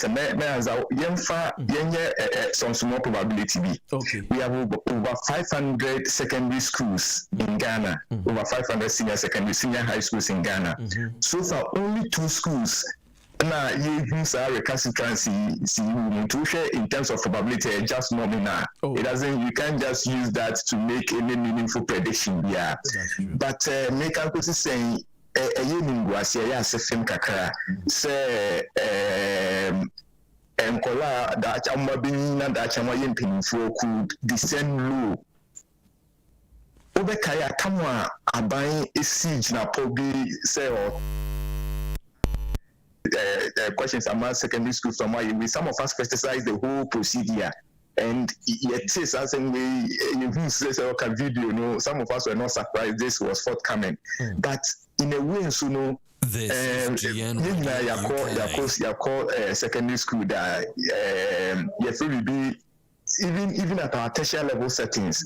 Sometimes lecture person who the format of your person student who the format of their class I'm from continues to them from one level to the other. Now about you want them to see how your forming a question and how settle a question. You can even equally ask them, say, go and your friends and review maybe 2017 past question and now 2018 past question. So that you look at the trend. Those days when we're growing up, we have Akira and they say we're gonna very good. Yes. Very good. And so that you see, say ABR, for instance, say Obi Visa question, say what is integrated science? ABR, a student will just define integrated science without giving an example. But say who said the question is any marking scheme? So who say who define integrated science? And you must proceed to the next level by adding some examples that will give you a full marks for your friend is saying for your score. And that is one aspect. Two, me assure say fine, some of us criticize government within at somewhat early this year or last year when Oba say what talk questions ama some of us felt say it was highly unnecessary saying that announcement in the Krampono a bit coming out from the mouth of the president, but the onus lies on the tutors and as teachers to have friends and counsel the students say don't depend on fine when your friends examiners me examiner for the past 80 years. I've been involved in this WASI mathematics, purely mathematics, be it core or elective. Wow. I've been involved in this way until I know the trend. Until if young friends says we will student be make catch so could be ABR for the past 5 or 6 years from 2020 past question that's a catch now also you put your you kind of say so once catch could be past question it means definitely you are going to get past question. One I see who say WAEC is an independent body from Ghana Education Service. WAEC is an independent body from Ghana Education Service. WAEC take a decision they are not being your friend is saying let me put it this way, almost take a decision it has nothing to do with Ghana Education Service because of their independency. Into Sabai, which is the Ministry of Education, questions be said teachers in the some council students they say fine, we read the questions, the procedures, the steps are by the other answer, but don't focus much on it. Say there are many sure present the past questions anymore when we catch on say this is the question that will be coming. And yes, no question. I think say some of us saw some of the questions. There a certain number of years. And among examiners, chief examiners report I had account in terms of the procedures and methodology. Once he said I'm was here. If we about 4 methods, I'm bonus mark. I'm the methodological marks, more accuracy marks. For the bonus marks, you can, even if you cite one example, you can get it. But when your method is wronger, all the other marks associated before you come to accuracy will be wrong. I think say a family begin then a family blame abano kakra a family so may blame the institutions no teachers now where they are taking those institutions. I don't know say the teachers also focus and they lead all their there's a pressure on those past question teaching the students so because it is coming from the government, this is what you are likely to get in the your friends and your WASI exams. And a family so may blame students because why must you even focus on your friend is saying such an apostle about not just a video now who the African saying even there's a big question mark on the kind of training we are giving to our secondary school friends and students. And as papa friends say on mind of our future leaders, now behave say then only God will tell when you come to tertiary school what then will happen. But suddenly you can out of the 500 or to 700 secondary schools in the countries, secondary technical schools in the country, only 2 and so far I record the anayati say sir you can't retrieve say we and I say misbehavior we are akoso. In a way it's not in terms of sampling it doesn't make much of a meaning, but in another terms also it's your friend saying it is there for us to learn some lessons going into the future. Who can be say and young Kora no angasana ye church wo mu achre bempa na de ma wo mu a e be fa ne say bia social media ne ntino enema bebre ya no e friend is saying wo no mu enkonko hello yes na making na me busa say ene ye Kora yi entete bempa na de ma wo no mu we say no in Colano say because of technology in Colano more advanced they are more advanced say even in our tertiary friends and levels so we are training that's say we are going say there are so many stuffs on the internet to go YouTube a whole lot of lecture material to your student be focus na ni da ho say ono ni me primary your friend say in say he's coming to the school to make a mark and go. That's how we call lecture room. Now and prepare you disgrace yourself. Yeah. Until the children are more advanced. Aside the advancement, the kind of training I'm receiving with you say some are on track. We be on no bus school or Orient Foba, the chini be or dream the cheap while predicting a Dutch or a boss. Upusana impusa because on from a friend say GHS by ABI Ashana Shebon identity demand will feel and cannot send Yamposuno into Onona or Yahomaso the class or the best school. That is where and majority of our students and yet yam signa be answer to say yeah more than needed a friend said because we share we cry at least I take my coca cranty fans I'm put them in terms of experience, you know, we will be a catching so I share your time say maybe I make a if you one lecture I'm another lecture because as students now main show what you need to know so me pimu crampo na on the whole pimu crampo be na no puso waka say sorry no crampo anything suzu ho basanka or you student to me. The moment of pain, you're better. Oh, we are sorry, sir. Fine, it doesn't make any way. But that should tell you the kind of your friends in terms of behavioral attitude. Be a level where I then could do. See, you know, moral standard are falling across many schools in the country. Now, because of our culture, no say I'm in 5-10 years to come, no, and yes, and papa my as of mine. Just also moral education and those is your co school, your cocoa to me boy, and I say standards no affordly. Oh, affordly. Say, I know you're called Western side, and you would remember when you are copying things, I will copy blindly.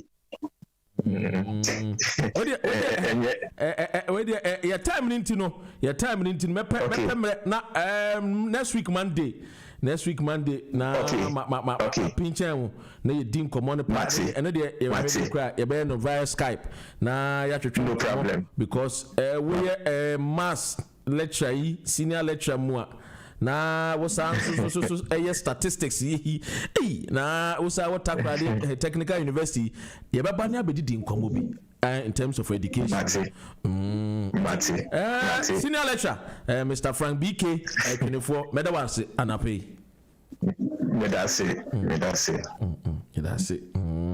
Yes, I mean, mathematicians, I don't know. Any Kofi couldn't come up, so no Kofi no, or school no, if he's really good in maths. Yes, ladies and gentlemen, the station, of course, GN Radio UK. Kofi, so now, let's take the interview. Let's start the interview. But before let me see if I can get some of your music and play it to some of our viewers and listeners. Now quickly, now you need come. If we talk about Kofi K.O.F.I. Who is Kofi dot? Who is Kofi? No. So it's KOFI. So the name is KOFI. So the dot is just there because I just don't want to be called Kofi. That's a bit too basic. Do you know what I'm saying? Too basic. It's too basic. Okay. So. In Ghana we say too local. Yeah. Too local. Yeah. Catchy so. Oh, catchy. But and our fans ni kodwentwi. Wow. Yeah. Charlie, you are blessed, pal. I mean, because your dad is a great actor. And then you look at Kodwentwi also, your uncle is also one of the fantastic great musicians Ghana has ever produced. Yeah, he's next level. I think he's one of the I think in my opinion he's the best like the greatest legend that Ghana has produced. Like if you hear his music, like musically speaking, he's man, I can't even describe it. Is it because he's your uncle? Not because he's my uncle. I'll tell you why. Because like recently, I've got into listen to a lot of like old school music, just to get some inspiration, so I can teach me a lot. And I was listening to Quadrantry and you know, you see, if you listen to the instrumental and you listen to like Tom and Jerry and all these great songs that he's made, you realize that this guy is he's different. He's different. So you're not saying this because Oyo uncle, but you think in terms of talent, Langazan he's got it. Oh, 100%. 100%. He's one of the most talented people out there, man. 100% in Ghana. Wow. Now let's go to you personally. Yes. We'll get personal. Yes. We'll get personal. Let's get personal. What kind of music do you do? Because I've listened to your music, and I'm going to play some of your music very soon. I've listened to your music, and it's like more or less like the Fela Kuti. Where do you get your inspiration? I mean, when you listen to your music, and it's gospel. Yes, it's it's secular. Oh no, it's gospel, purely gospel music. So you do young fresh boy, handsome boy. You do only gospel music. Only gospel music. Musicians are old people, old men and women that they normally do gospel. Even Jane is even shaking her head like, how can fine boy, fresh boy, you know, in the. Well, you play her one of my songs and let's see if it's old people music. Nah, but I want to give gospel music a different kind of, narrative than old people music. I want the young people to enjoy it as well. You know what I'm saying? That's why I make the gospel music that I do. Because when we talk about gospel music there, Kofi, you and I know that at your age and gospel music, and now you are doing gospel music. Some people are saying, the guy is too young to do gospel music, Jack. I listen to, I go to church and, I'm involved in church and everything. So I was listening to a church camp. I was listening to a church camp by Bishop Dag, and he was talking about your gifts and talents that you use for God, and he was saying how, like, on Judgment Day, one of the questions will be like, what did you use your talent for? What did you use it for? And it kept ringing to me, and I felt like God was telling me that I should use my talent, or I should use my gifts for God. So I did. So not only you play gospel music, but you're also right there. You're also you're also spiritual. Yeah. You're also spiritual when it comes to. But let me play the salt first. Let me play salt.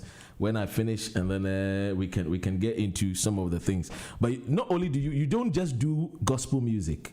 No. But you are spiritual into it as well. Yeah. So gospel music is just one of the things I do. I'm heavily involved in church. Anyway, yes, that's all.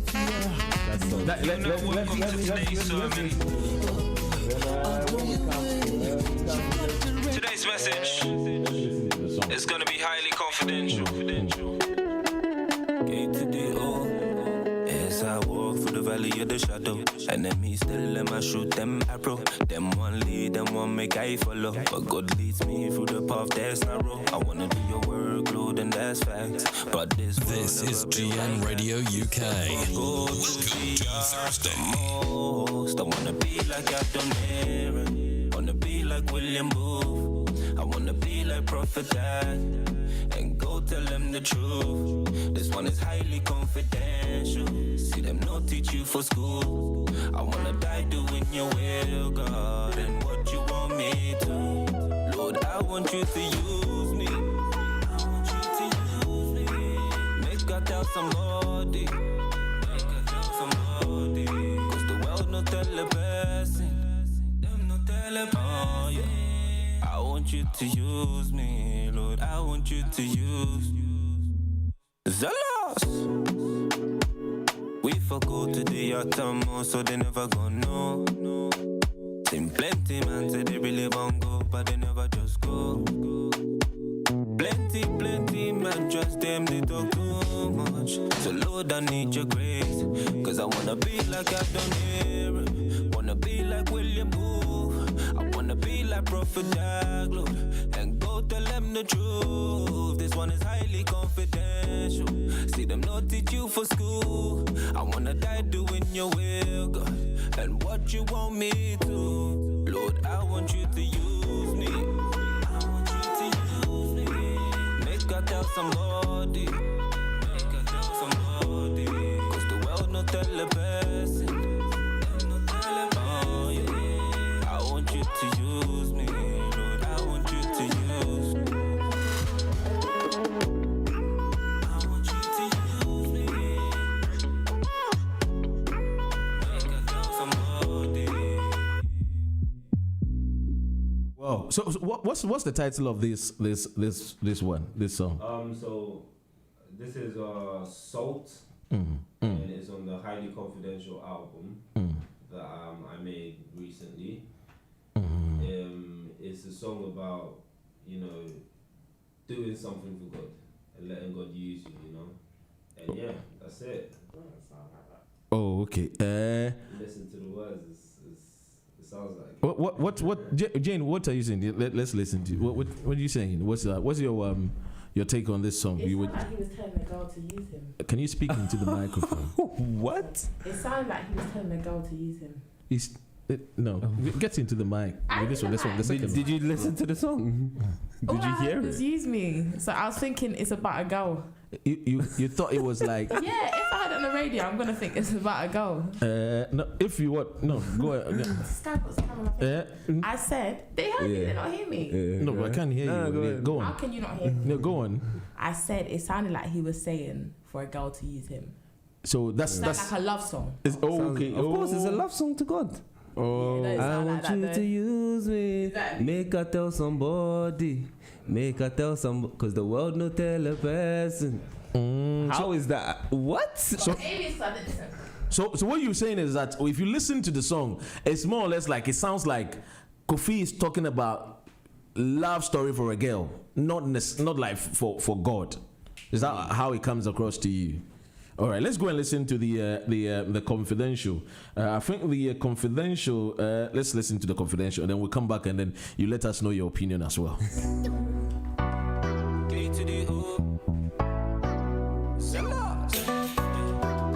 This is GN Radio UK. Welcome to Thursday. What them they go, them never know. Them just work for Pharaoh. See plenty man read, but they never sow. Mercy. Them just they see, then chase the money. We work for the Lord, the blessing on me. Go ask your father, mother or auntie. Them work for the world, no getting nothing. But Charlie, thank you for the Lord. Charlie, he is knocking at your door. Charlie, thank you for the Lord. Get what? Charlie, don't you know me need your call? Don't you know your call? But they never go down to get the memo. The devil try to take everything I stand for. I am not afraid of shame that stand up. I work for the Lord. This is GN Radio UK. Get the memo. Welcome to Thursday. See my sin and my shame and stop my mental. But I can't come and kill myself for Pharaoh. But they don't go fit out, it was confidential. It's way too highly confidential. Say they never go share this information. It's way too highly confidential. It's confidential. Way too highly confidential. Say they never go share this information. It's way too highly confidential. Them get this shit. Nothing them get to nothing. Nothing them get to nothing. Thursday. This is GN Radio UK. Nothing them get to nothing. Nothing them get to nothing. Them get this shit. See, I can't explain. See the love where you give in abundance. See they bust my brain.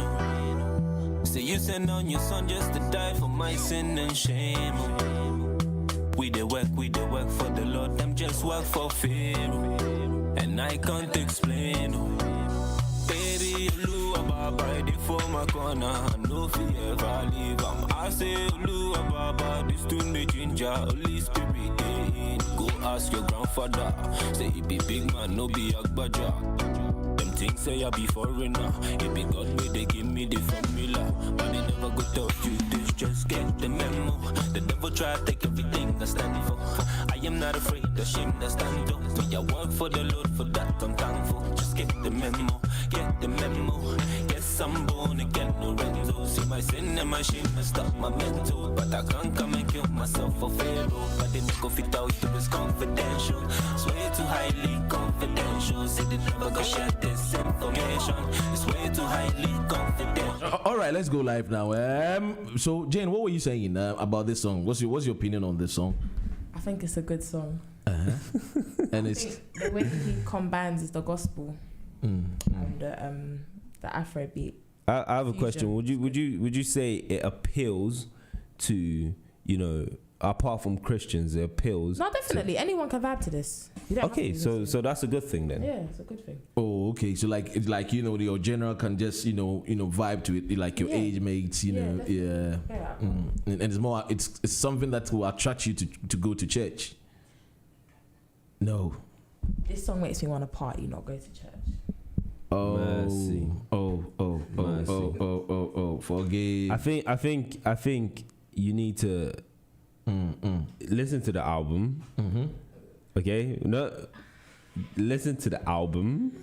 Okay, and then you can come back to me with that opinion. We're talking about this song. I'm talking about this song. Oh, this song. Yeah, in I'm not particular. saying all your But this song has nothing to do with church. Oh no, but he asked me what this song that I'm saying. This would have made one of okay. That's what I'm saying. Oh no, the album, the song, nothing in my music has anything to do with you going to church. It has more to with you reconnecting with God. Okay. So it's not really. Yeah. It's not really a church like go to church. It's more go to God. Go to God. Yeah. And if you get to God, you would. I believe that you go to church naturally. But if you go to church, you won't get to God naturally. So it's not really about go to church. It's more about go to God. So it's just more about connecting with God. Yeah. Because if you listen to the lyrics in Confidential, it's saying like how a lot of people work and you work for the world. And then in the end, you get nothing because most people they kill themselves for their jobs. They kill themselves working all the time, trying to get money. But at the end of the day, you die. The money goes, everything goes. Do you know what I'm saying? So when you die, you're not taking your money, you're not taking your houses, you're not taking your cars and everything. So why, like, you're working so much just to die? Do you know what I'm saying? But they won't tell you this. It's confidential. Do you know what I'm saying? Whoa. It's very confidential. They won't tell you that, you know what? In Matthew 6:33, it says that seek ye first the kingdom of God and everything will be added. They won't tell you that information. In some workplaces, you can't even talk about God because of the moral codes and everything. Do you know what I'm saying? So it's very confidential. Basically, that's what I'm saying in the song. Wow. So somebody said that he's learning something from this young gentleman, and he will go places. He seems like somebody is well brought up. I mean, obviously, he comes from a good home, and I'm Tina's son. Stop my mental, but I can't come and kill myself for Pharaoh. But they make go fit out, it was confidential. Swear too highly confidential. Say they never go share this information. Yes, of course, the station is GN Radio UK. Yeah. This is the GN AM show. We talked a bit about we reviewed Working with Rollins, the book. And Donatus says that, Steve says that this book is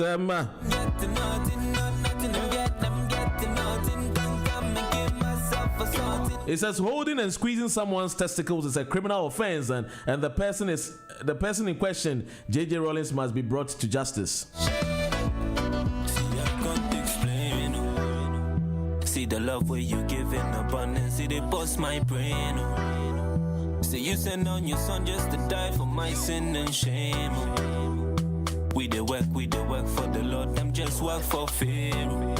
And I can't explain. Baby, you blew about by the former corner, no fear ever leave. I say you blew about this to the ginger, Holy Spirit. Go ask your grandfather, say he be big man, no be Agbaja. Them think say I be foreigner. It be God where they give me the formula. But they never go tell you this, just get the memo. The devil try to take everything I stand for. I am not afraid of shame that stand up. Me, I work for the Lord for that I'm thankful. It says the album is powerful and it talks about being close to God. That's a new gospel dimension. My mental, but I can't come and kill myself for Pharaoh. But they make go fit out to this confidential. Swear too highly confidential. Say they never go share this information. It's way too highly confidential. It's confidential, confidential. Way too highly confidential. Say they never go share this information. It's way too highly confidential. Let me get this shit.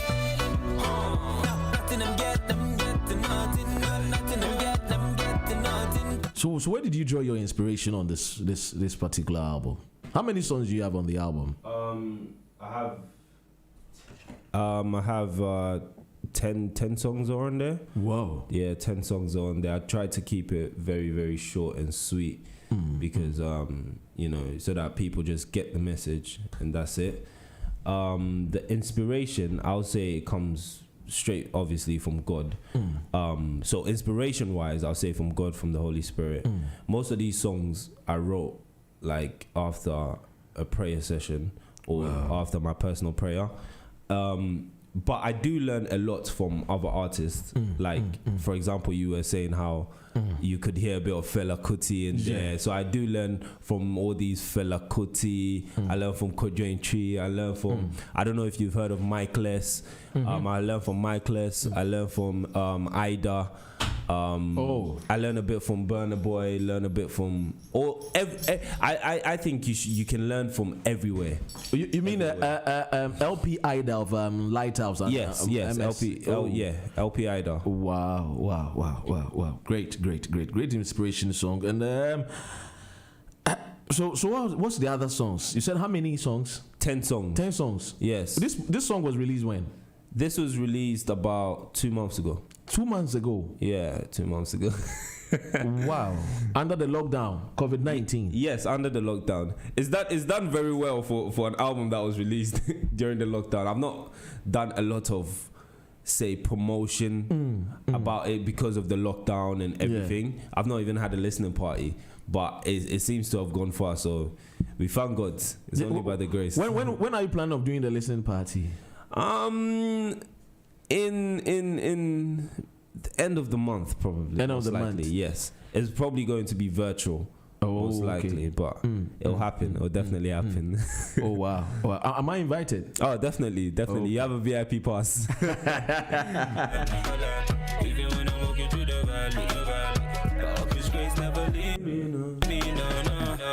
God so loved the world that he gave his best gift, Jesus. This was his present to us. That if you believe in him, you don't have to do anything, but to believe in him, you will not perish in that lake of fire.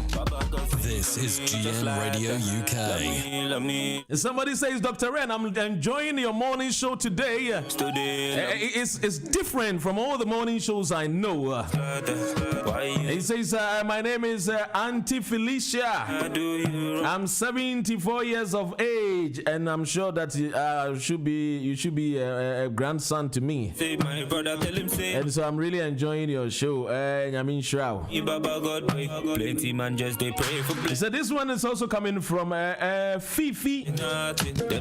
Fifi says, I really love your show. I'm watching it from Ghana, and it's so a joy to see our own Ghanaian and African youth doing their best. And can Kofi speak Tree? Kofi also say what is Tree? Meketri pa. Me Ghana ni. It is a yo now so.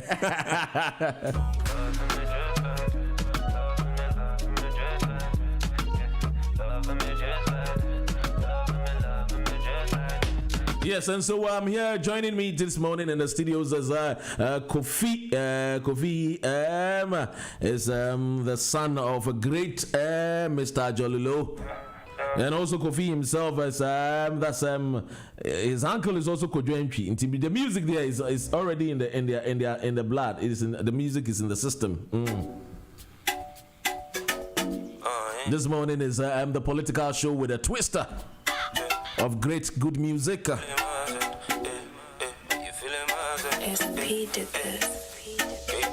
And so we have Kofi. Kofi is already here in the studios. Why Kofi? We're on call, baby. Theresa Aka are joining in, and also Abena Ohinewa has also joined us.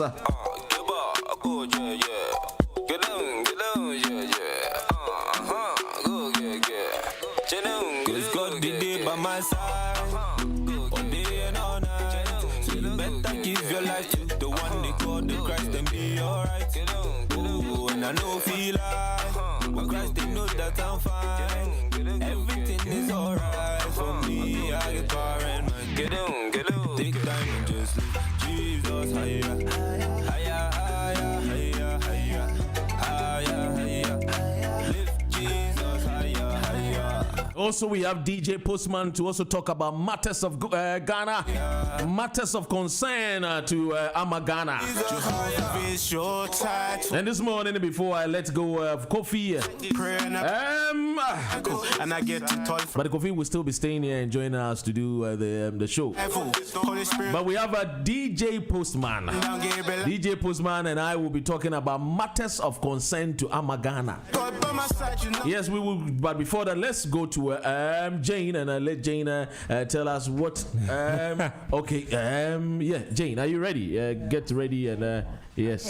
So yeah, what do you have for us today? I'm just gonna do the African news first. All right then. Okay. So viewers and listeners are listening to you now. So in Cameroon, suspected Islamists, Boko Haram militants have killed 15 sleeping people and wounded 6 others in a grenade attack in northern Cameroon. Then Nigeria. Yeah, it's working, yeah. The Nigerian president, Muhammadu Buhari, and the Nigerian army headquarters have been silent since the media reported that ISIS and Al-Qaeda groups are planning to infiltrate southern Nigeria. And then now in Sierra Leone, President Bio launches social investment fund 5 years after Ebola. The aim of the project is to provide basic social services and rebuild local economic livelihoods and support job creation. The president added on that the deep and painful footprints of the Ebola epidemic are still with Sierra Leoneans. Then in Ivory Coast, the ruling RHDB party nominated President, I can't say the name properly, Alassane Ouattara. Alexander Ouattara. To seek re-election, but he's withholding a decision on seeking a third term. Opposition groups oppose him extending his 10-year reign, citing a third term in office would be unconstitutional. Yeah, because over there in Ivory Coast, it's 2 terms, more or less like the way Ghana is done. So you go first term, and then the constitution allow you to go for a second term. But what they are doing is that from his political party, they are trying to put pressure on him to amend the constitution and run for a third term. And this much happens in Africa. And that's why when you are in UK, there's war, not corruption. That's why you find out people disagree, and then they tend to, start here and there, kicking up, and then all those things. So these are some of the reasons why when you are in UK here and you find out that there is war in Cote d'Ivoire, is one of these reasons. The leader does not want to go, but his political party are putting pressure on him to go for a third term, which I must say is wrong. Is that all you have for us for today? The last one I have is Togo. So there was a WhatsApp spyware attack about a year ago. But I think it's a recent headline because I think they found out that amongst the activists targeted on the WhatsApp attack, senior clergymen were attacked as well in the WhatsApp cyber attack. So I think it was like one bishop, some priest, and basically some of the victims basically believe that the government is behind it. Because basically, majority of people attacked from the attack were And that's what is always like DJ Postman. You're familiar with news like this. Africa, let's welcome DJ's Postman, and then we will just let's welcome DJ Postman. Postman for us. Yes, this morning I'm privileged to have in the studios Kofi. And also I have DJ Postman, and I also have Jane helping us this morning. Yes, so just if you're joining us, welcome to GN Radio AM show this morning. This morning is a different twist, and we'll be going straight to have an interview with the NDC and MPP, the various political parties. Tomorrow we are having our our election eyeball lunch, and Jane will be helping me. I'm sure maybe to do the lunch. Yes, last week we were supposed to do it last week, but I got stuck on the train for 2.5 hours. Southeastern Railway Lines. I mean, people were saying I should sue them.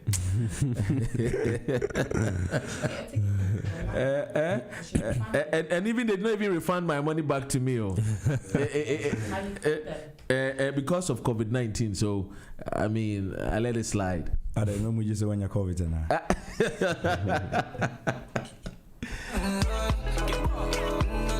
Yeah, let's welcome DJ Postman. Let's welcome DJ Postman, and yes, let's welcome DJ Postman. Yeah, DJ. Yes. And no. Oh, I didn't. Why? Mana. I think the disturbance was what I would think about my gun and so many things actually. Oh, but stay, baby. No, so just under there. No, man, I couldn't sleep yesterday, so. But I'm okay today. Oh my Ghana, the pressures of our nation. It's too much. It's too much. Do you know that over 1.5 million, like almost 1.5 million people in Ghana goes to bed with no food in their belly? Look, yeah, I know that. That's crazy. In Zimbabwe, it's almost about 3.8 million people goes to bed with no food in their belly at all. What they do is that they eat worms and anything what they can get out. Or what they can get out. Oh, man. This is the story of Africa.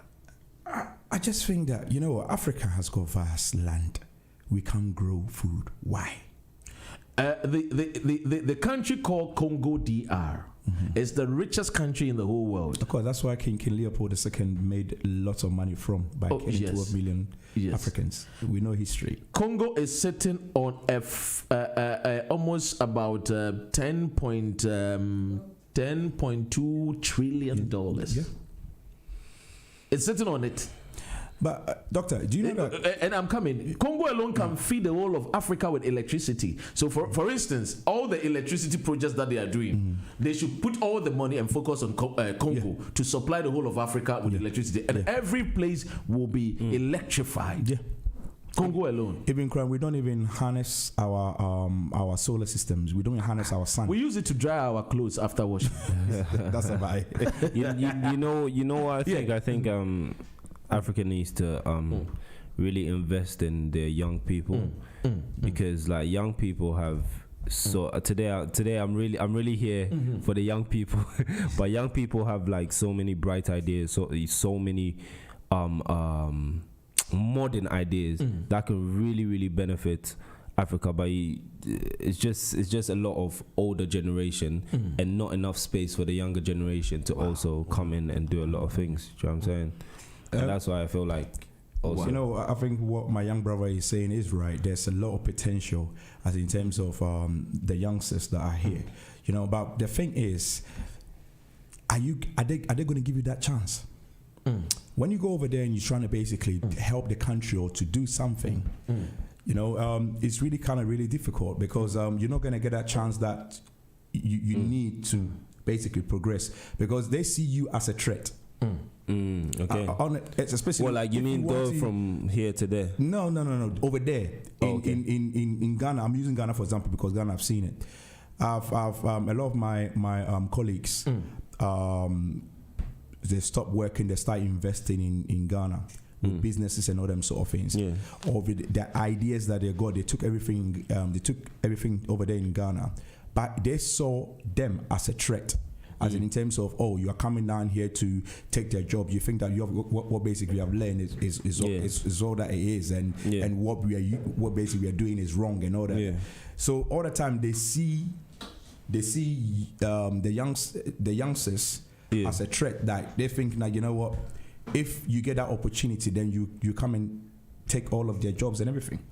Yeah, well, or basically, I agree, but it shouldn't be a threat, because at the end of the day, it's like it shouldn't be like we're trying to better Africa at the end of the day, and like me as well. Like I grew up in Ghana. Do you know what I'm saying? So, like seeing that people come from UK to Ghana to come and help Ghana, and maybe whatever they're making money. They're making money by coming here to Ghana and working in Ghana and whatnot and investing in business. Cool, they're making money, but at the end of the day, they're bettering the country as well, because they're coming with like crazy ideas. Like the other day, one of my mates said he's going Ghana. Why? Because he wants to invest in oil. And he wants to like build petrol stations and whatnot. Do you know what I'm saying? So I think we need to stop seeing it as, okay, you know what, there's Africans, there's black British, there's Americans, and we should all see it as we're all Africans, and just try and invest in Africa. Do you know what I'm saying? You see, brother, take it from me. I mean, like you said, you grew up in Ghana. I also grew up in Ghana. Yeah, I've been in this country long time. You've been in this country for a very long time as well. Or you're probably born here. But take it from me, like, you see what your young friends want to do in Ghana, it's all well and good. It will help the country, because in this country is already developed already. We need youngsters like you to go to Ghana and develop it. But the problem with this is GN Radio UK. When you go to Ghana or most of the African countries, you won't get that opportunity. But sorry to say, when a white man comes, they'll get that opportunity before you, and the amount of hoops that you jump through to get to where you are. By the time you finish, all the money that basically you're going to invest in is done. It's done. And you have to come back here. I definitely agree. Jane, what do you think? Yeah, Jane. Let's hear from the only female in the house. Let's. Hello, caller. Very soon I'll be announcing the phone lines. Not yet now, but in the next, I'll be announcing the phone lines. And let's take Jane. Jane, so what's your take on what we're saying? Yeah, I think what he's saying about the white man being given the opportunity in Africa for the black man is because sometimes they look at white people as their saviors. Religion, there you go. It's a savior complex. So they always think like the white man's gonna help them. Can't explain it. So it's like for you, it's like with our the mindset that we have is more or less like we look up to. Most people look up to the white person as our savior. So without them, we cannot do without them. I think Jane said it, she can't explain it. I can. Because one thing is, it all boiled down to back in the days, our ancestors, how they came and how they imposed their beliefs and their belief system and the way they think on us. So we see them as greater than us. You understand? Because I remember when I was growing up, and my grandmother always used to say that I'll say in Akan language in Twi, like sorry na sign because we. So literally what he's saying is that if you're going to church and you meet a white man, just return home because you met your God. You met your God. You see, you didn't know that, did you? So that means the white man is your God. So one thing is that mentality I've carried I've carried on up to now. I mean, if, for example, when you read the Bible, it describes Jesus as being a man of color, but yet they painted Jesus Christ white with blue eyes. Why? You see what I'm saying? So this psychological problem is being there. So one thing is, when a white man is going to go and get a loan in a bank in Ghana, the same bank that you're going to get a loan, there's 99% chance that the white man will get it, and it's a 20% chance that you will get it. So is it a situation whereby we as a people are not really have lost our identity and not trying to realize who we are, and as a matter of fact, because of that, we don't know who we are, and so we do not help ourselves? You know what? Yeah. I don't think the problem. I think we're looking at it the wrong way, because I mean, I've been in so many discussions about this, but I think we're looking at it from what is the problem, that kind of point of view, and we're always seeing the problem, or what is this problem that we have. But I think we need to start looking at the solutions. So we dwell so much on the problems, and we do not prescribe solutions to the problem. We just leave it like that, and we go. And we just go. Anyone listening, look, invest in Africa. Africa is where to invest in. If you want to build in Africa. If you want to go into oil, do it in Africa. Everything that you want to do it in Africa. Do it in Africa, because it helps the African economy. If you want to be a leader, if you want to be a president or anything, or a politician, be it in Africa, because the chances are that maybe if you're the one who has the good mindset, you will go into that politics with that good mindset, which will benefit Africa and stuff like that. Do you know what I'm saying? But not enough good mindset people have the mind that let's invest in Africa and let's do this in Africa. They always have the mindset that I want to be great in America, I want to be great in UK and stuff like that. And I think we need invest in Africa. Whoever is listening, invest in Africa. But let me announce the phone lines, and then DJ Postman to catch you. Sorry. The numbers to call is 0203-735-8820, or you can also equally call on our WhatsApp line, which is 0778-793-995. We have a caller on the line. Let me pick him. GN Radio UK. So. Good morning, Doctor. Good morning, your fellow panelists. Good morning, everyone. Good morning. Shorosky. Hey, Shoro. We're listening. Your good friend Shorosky. Firstly, Doctor, it's a little contribution.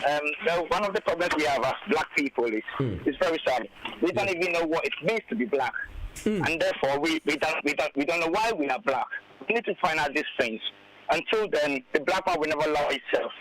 You know. We've come a long way from, we talk about slavery and all those things. We need to forget about it and go back to the roots. Until we know why we are black and why we've got Africa, we've never go anywhere, you know. And this is my little contribution this morning. Thank you. Thank you so much. And that's coming from Shorosky. Shorosky. When we talk about Shorosky, I mean, Accra has a folk, Kumasi has Antikotoko, Ghana football. His father is the Alajias. Shorosky, somebody wants to ask a question. Is that or a contribution? Yeah. I'm still here. I'm still here. Sure. Yeah. Hello. Yeah. Hello. Yeah, Shorosky, DJ Postman. Hello, DJ. You made a very good point. Say that we need to move on. We need to forget about the past in terms of slavery and all them sort of things.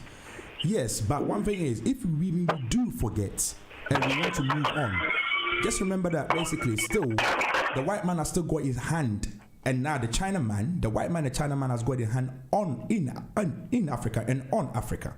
So one thing is, we have to solve that problem before we can even think about moving on. But my question is, do you have any idea how we're going to go about that? I think we need to take away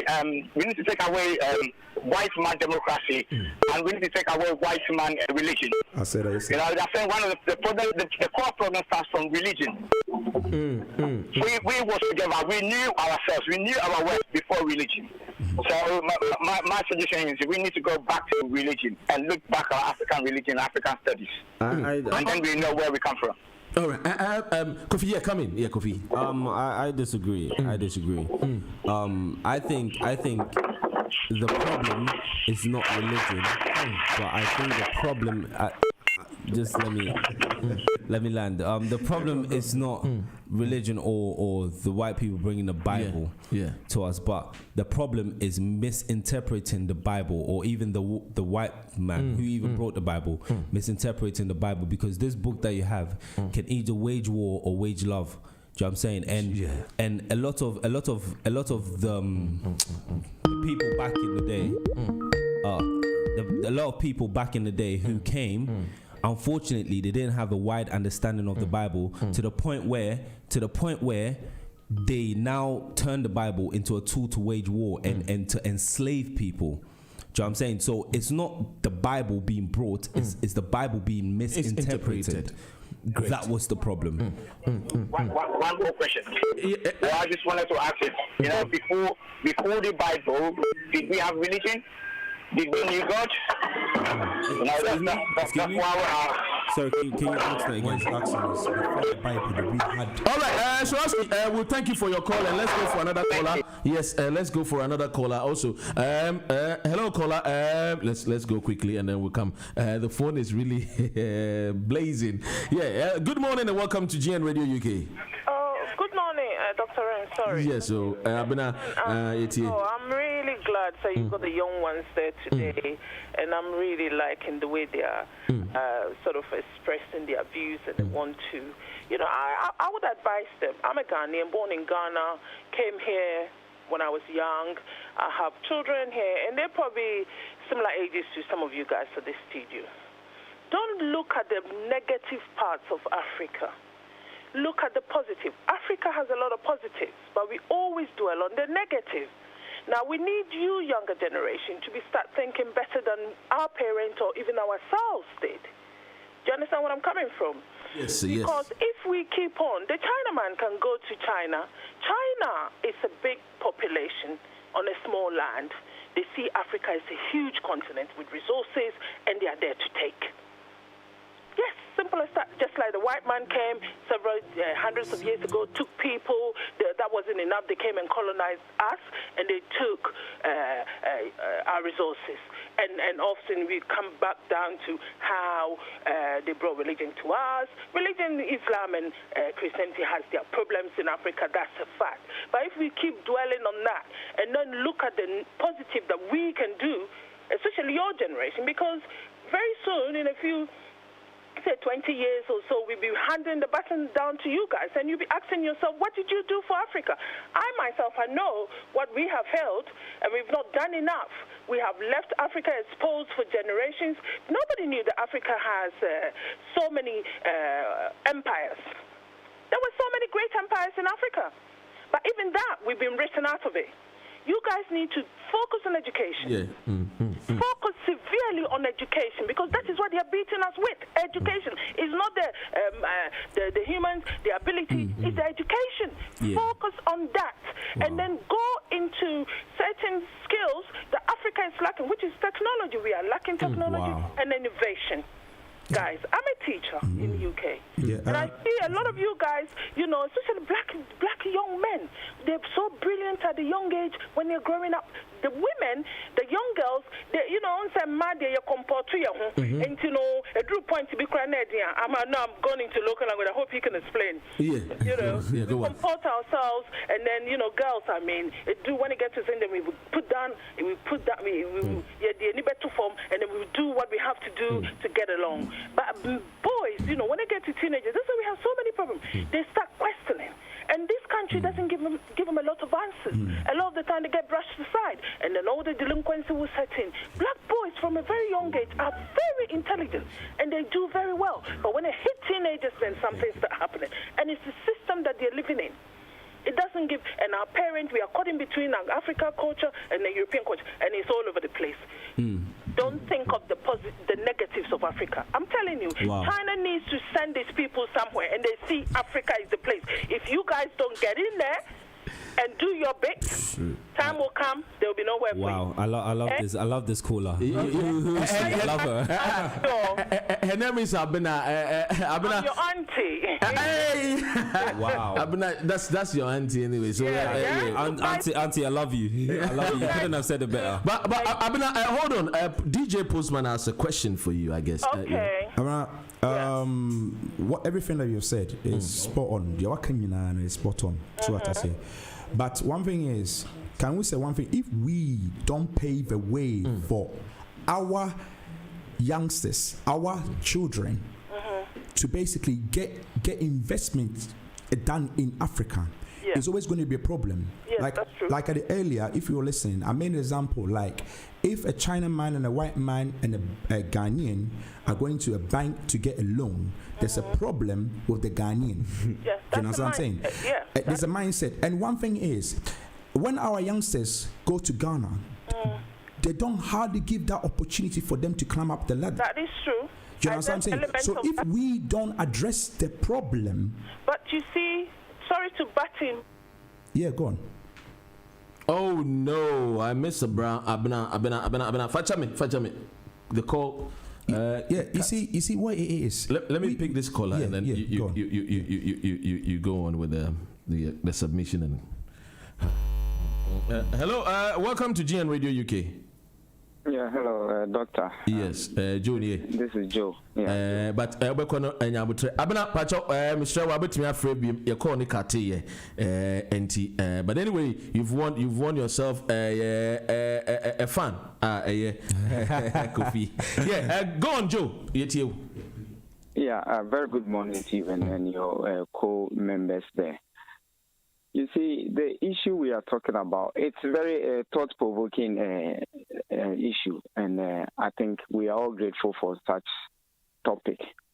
But you see, my auntie Abena made mention of education.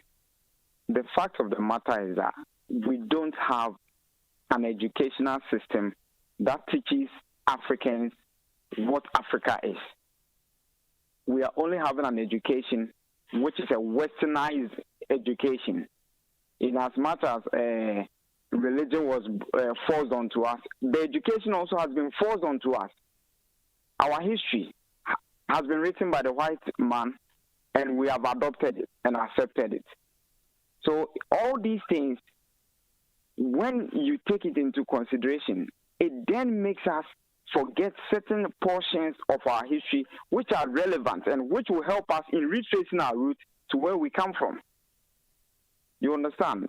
And then your colleague was also talking about opportunities.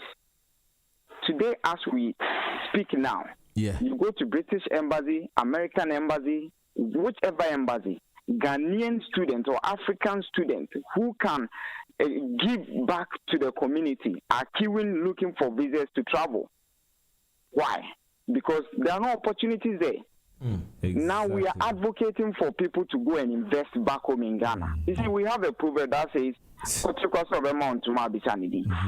you want me to come to UK, make money and go and invest in Ghana. The question is, the person in Ghana who is also working hard, what has he got that will kind of propel me or convince me that if I go in there to invest, I'll also make something out of it. But you know what, you have a lot of people. If you say that is a bit. It's on a certain perspective, because you have. I hardly hear you. Hear you. Can you hear him now? Yeah. Hello.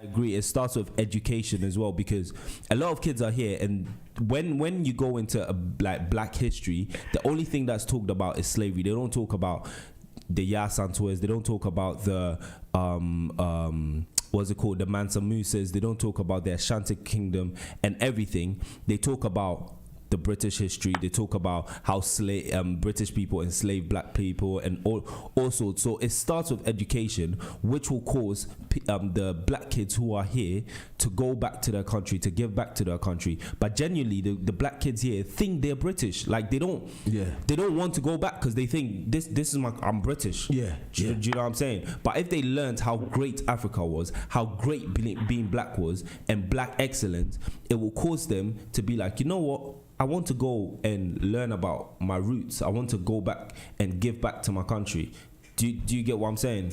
Yeah. So basically, if I get you correct, it's like more or less like what the Americans say is that in America they see themselves as Americans. You see somebody like Floyd Mayweather would say he's not from Africa. He's black though, but he's not African. But now they're wising up. Now they're wising up. Joe, go on, and then we pick another caller. The other issue we need to confront, and that we all need to be very serious in confronting it, is we black people. Our main effort, our main fight, our main struggle has been to at least to plead to be accepted.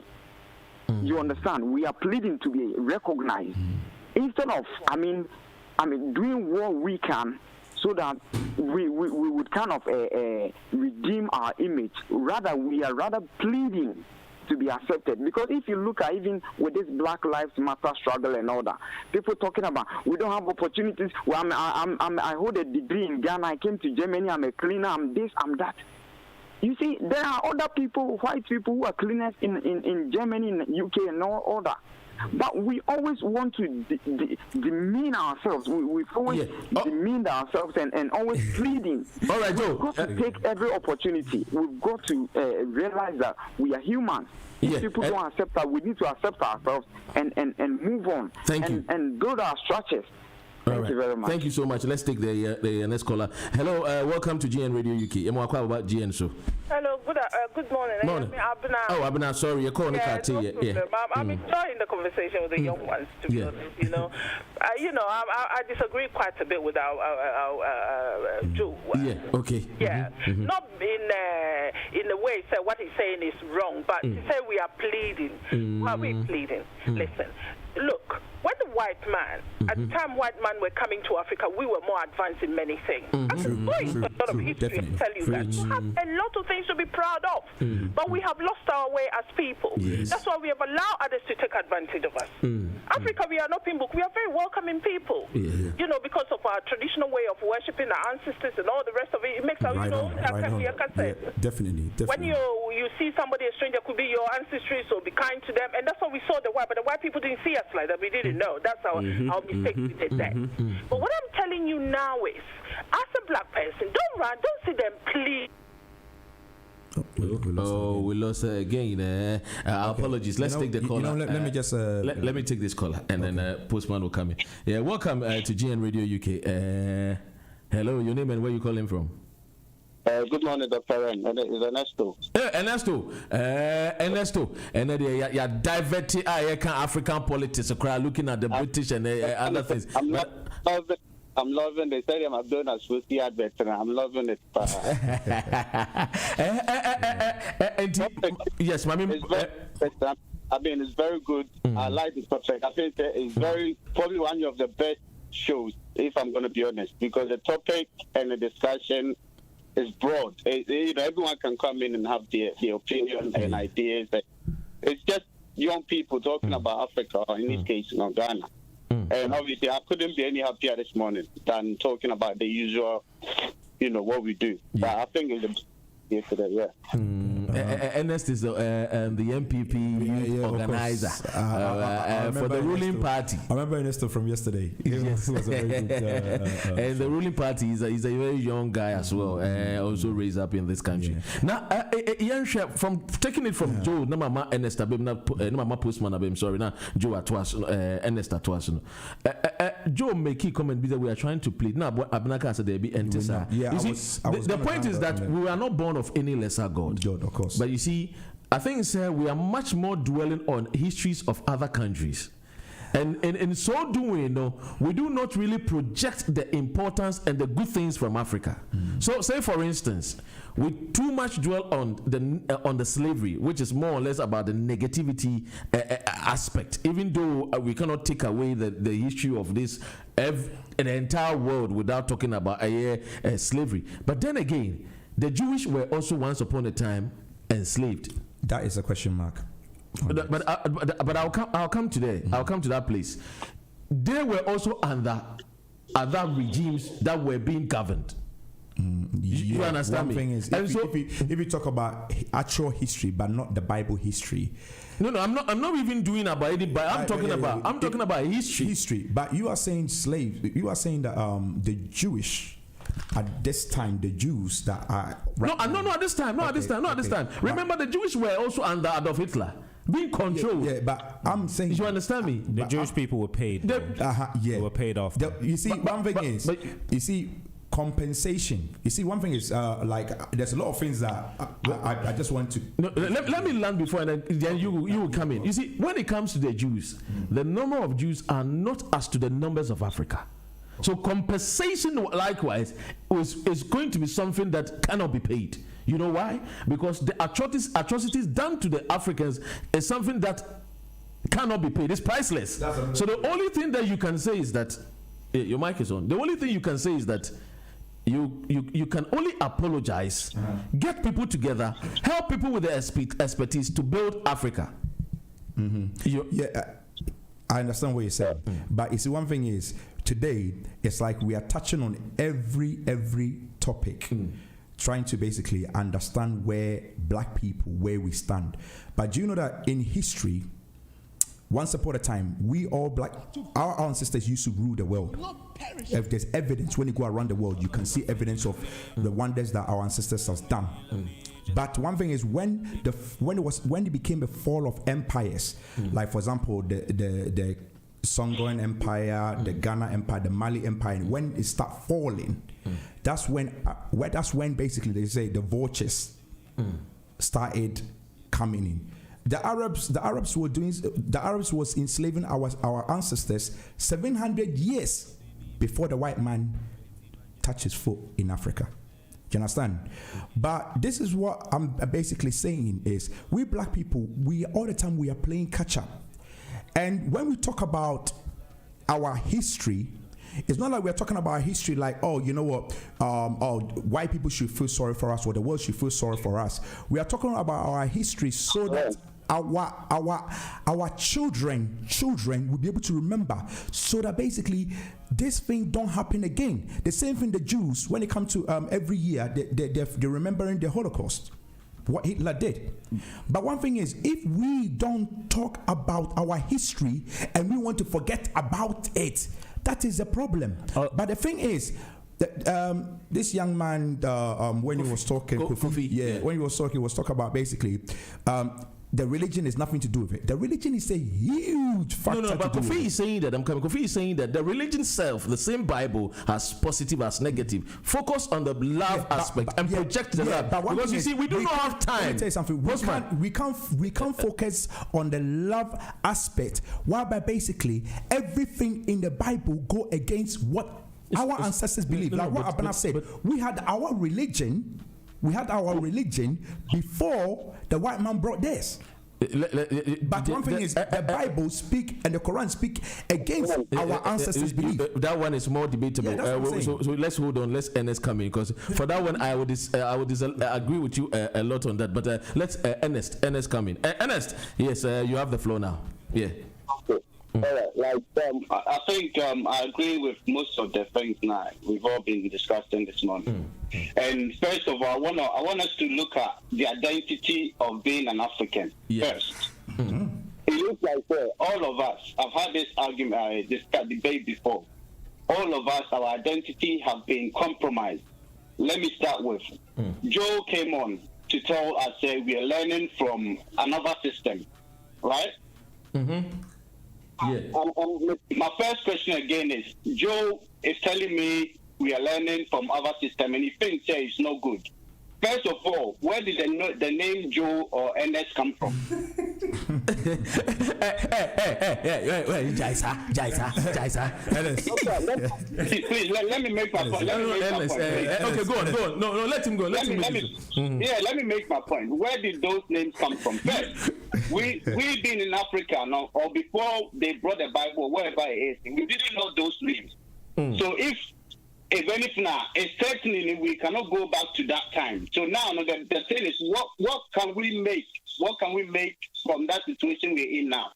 And I'm glad, obviously, all these, we, the young people, are asking questions that we want to go and help Africa. Listen, in JFK said something in his inauguration. I said, ask not what your country can do for you, but what you can do for your country. And I remember during, I think, 2009, I think when David Cameron wanted to go to Libya, I remember this vividly. He came on the TV and said that Britain is doing what is in the national interest. Yes. Now, I ask myself, what was the national interest in Libya for Britain? But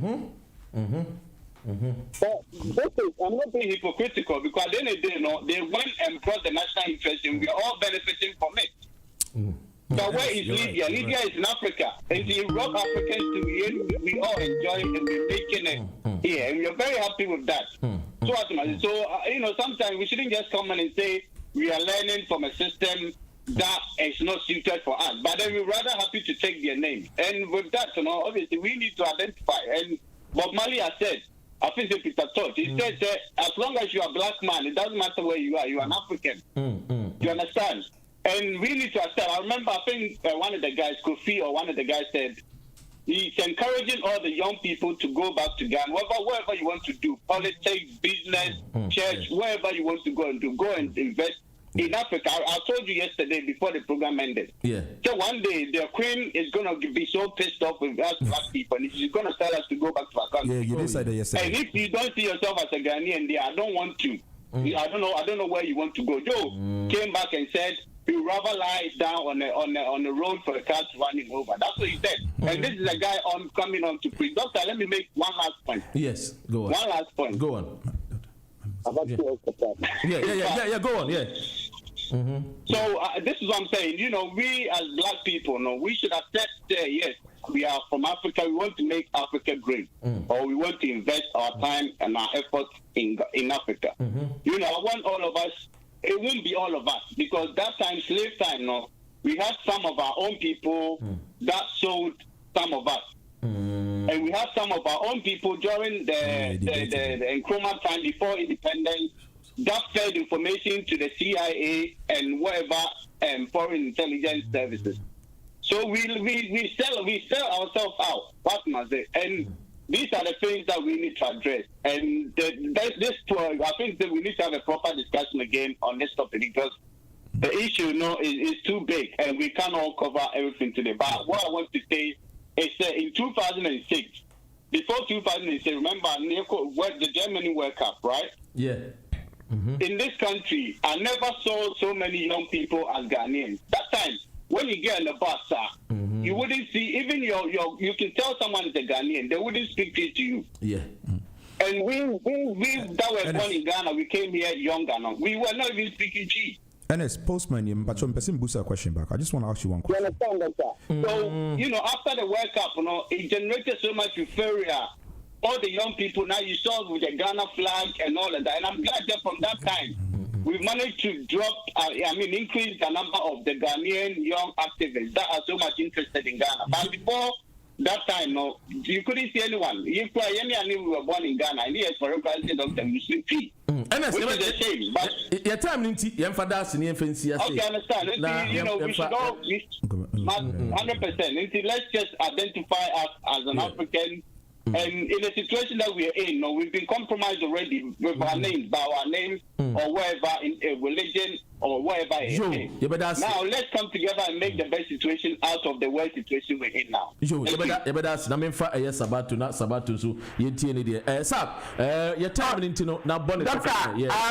I know, but tell us that he was the one that asked him for Abinet's number. Tell him he has lost it. Hey, Ernest, you lost it out anyway.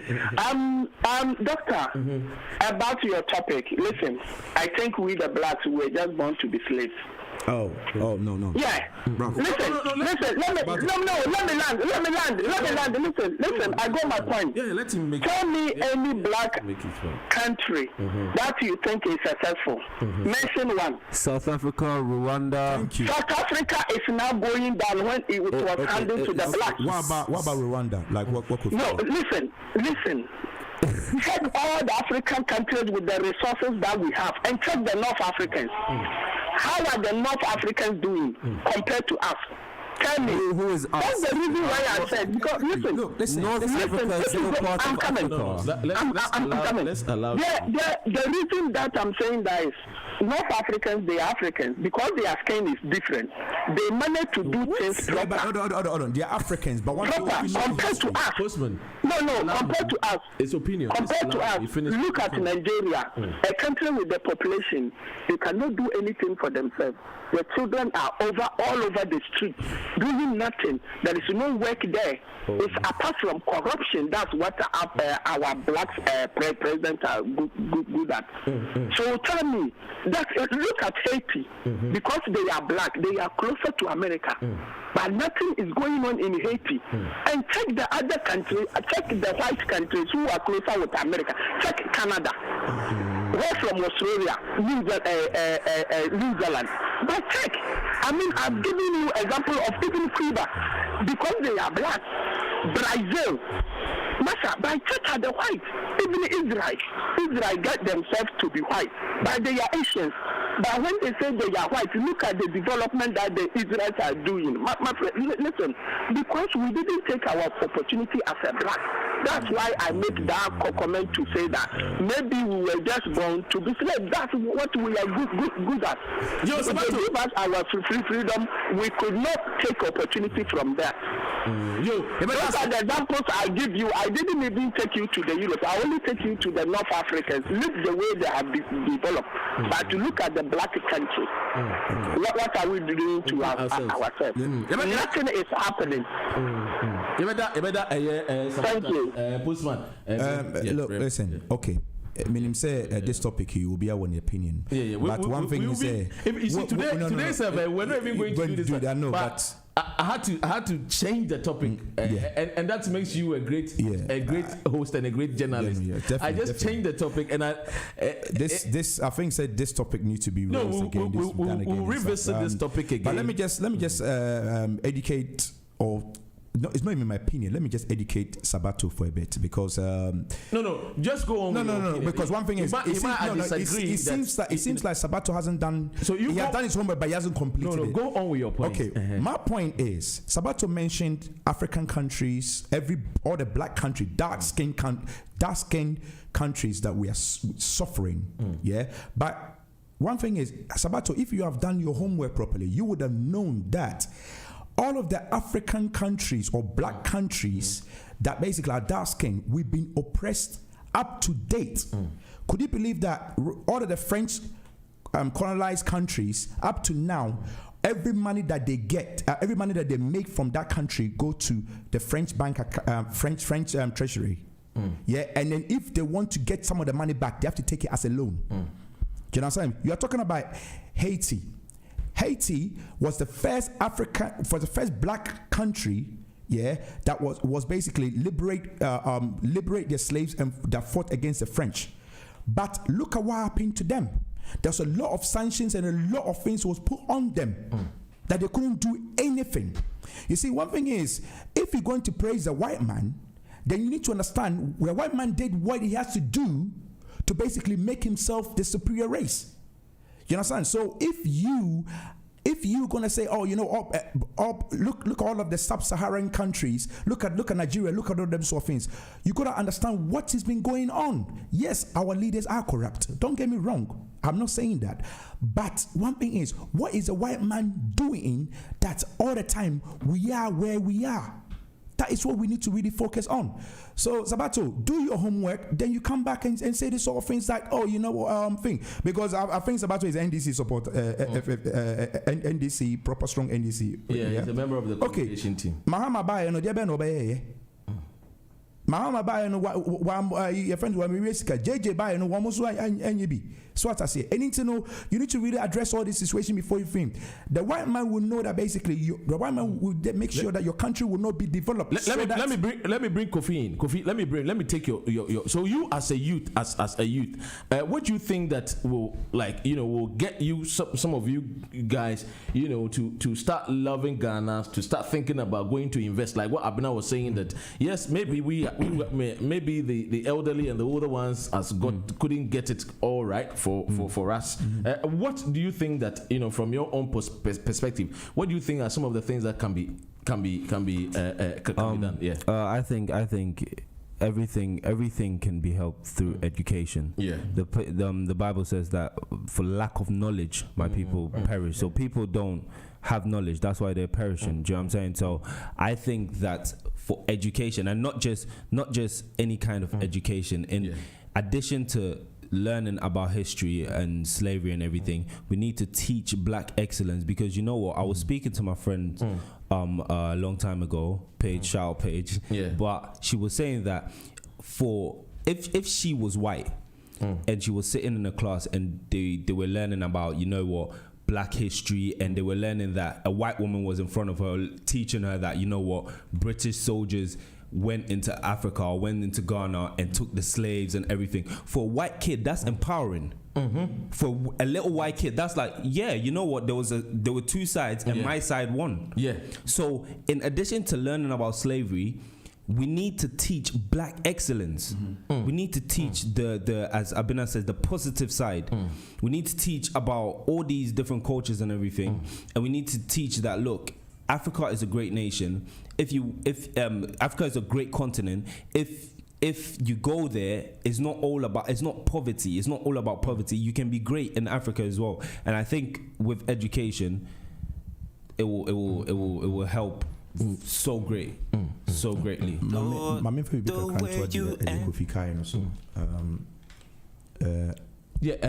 of your mic is on. When I say one thing is, yes, we need to celebrate black excellence. So we need to let people know what black people can do, because if black people get the same opportunity as white people, we will perform better than them. Am I right, brother? 100%. Let me Sabato clearly does not understand what he's talking about. Typical NDC man. This is coming from Ernest. I must say, we'll do this again. We will definitely do this one again, and because of time, quickly, yenye bibi.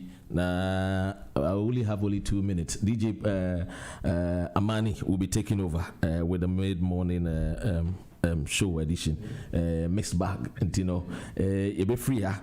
Thanks a lot, Kofi, for coming through. I mean, no worries. It's been educative and it's been really entertaining. Big shout outs to Cassie, Nana Cassie, Accra boy, a friend to Farouk. Farouk, former vice president Neba Farouk. Nana Cassie, Michiao. Thanks for watching us all the way in Brighton. Johnson Ameda, Jane, I say, helping me. Tomorrow, your friend is saying the election eyeball. And from 1 p.m. to 3 p.m. DJ was my man, Conrad. Come on, says family. Why? Your last words. Now I'm signing out in just 10 seconds, and then starting from you, by Postman. I think the topic here is very interesting. I think youngsters much more interested of investing in Africa. So Kofi, last words. What people should expect from you, and then moving forward, because we need to do this one again. Hopefully, by the grace. My last words is: give your life to Christ. There's no better decision that you can make. Love one another, and you be blessed. Amen. Yes. Jane, yeah, what should we expect from tomorrow? Because tomorrow, you know, is the election eyeball. Jane, yeah. So your last words to those that are watching us about the topic that we discussed today. You know what Jane is saying when you're ready, and you know we will just take it like that. But before me free Hano, let me remind you of what Sir Charles Knight Ekaye. And that's someone kind of say being a British or no there, in his opinion, this world is a survival of the fittest. And then the thing say, knowing what they do not have, they will rather go out to look for what they have. It's just like the animal lion. He always tiptoe in readiness to get what he can get to feed his family. And I believe we as Africans can learn what the Chinese did in 1980 thereabout. The Chinese could not feed over 800 million people. Today, the Chinese could feed people, and we have almost about more or less about 20 people who are billionaires, Chinese billionaires. And so what did they do right that we Africans cannot, we are lacking? And I think that is where we should think about what we can do to help Africa, because as far as I am concerned, if we still go on the slavery, remember, if we are going on the slavery, remember, others are Nicodemously, coming in and digging out our gold and our diamond and our bauxite, which are all divisional tactics. If we all can come together as one country, no matter where you find yourself as a black man, to contribute your quota to help build Africa, Mother Ghana, Cameroon, Nigeria, I think we can be able to get where we want to get to. After all, the other countries that we talk about do not have the natural resources that we have, and so let us all stay positive and then move positively. And to pray, this is where our morning show, we bring we draw the curtains to an end, and then DJ Amani takes over. Big shout outs to Barrister Kwame Asamoah. Matisa NDC for Slay Queens be Airco. We will talk about it tomorrow. NDC tomorrow. You will hear my point of view. What I said 2020 election 7 December. I tell you what, Kwame Ahoy has done his bit, and he was say party kudos to Gabi Asari Ochiradako. Wachese, he was trained here in the United Kingdom. And the reason why I say he's a godfather of the division, and they are to the NDC party more. Protocol on track. You know, say I know like,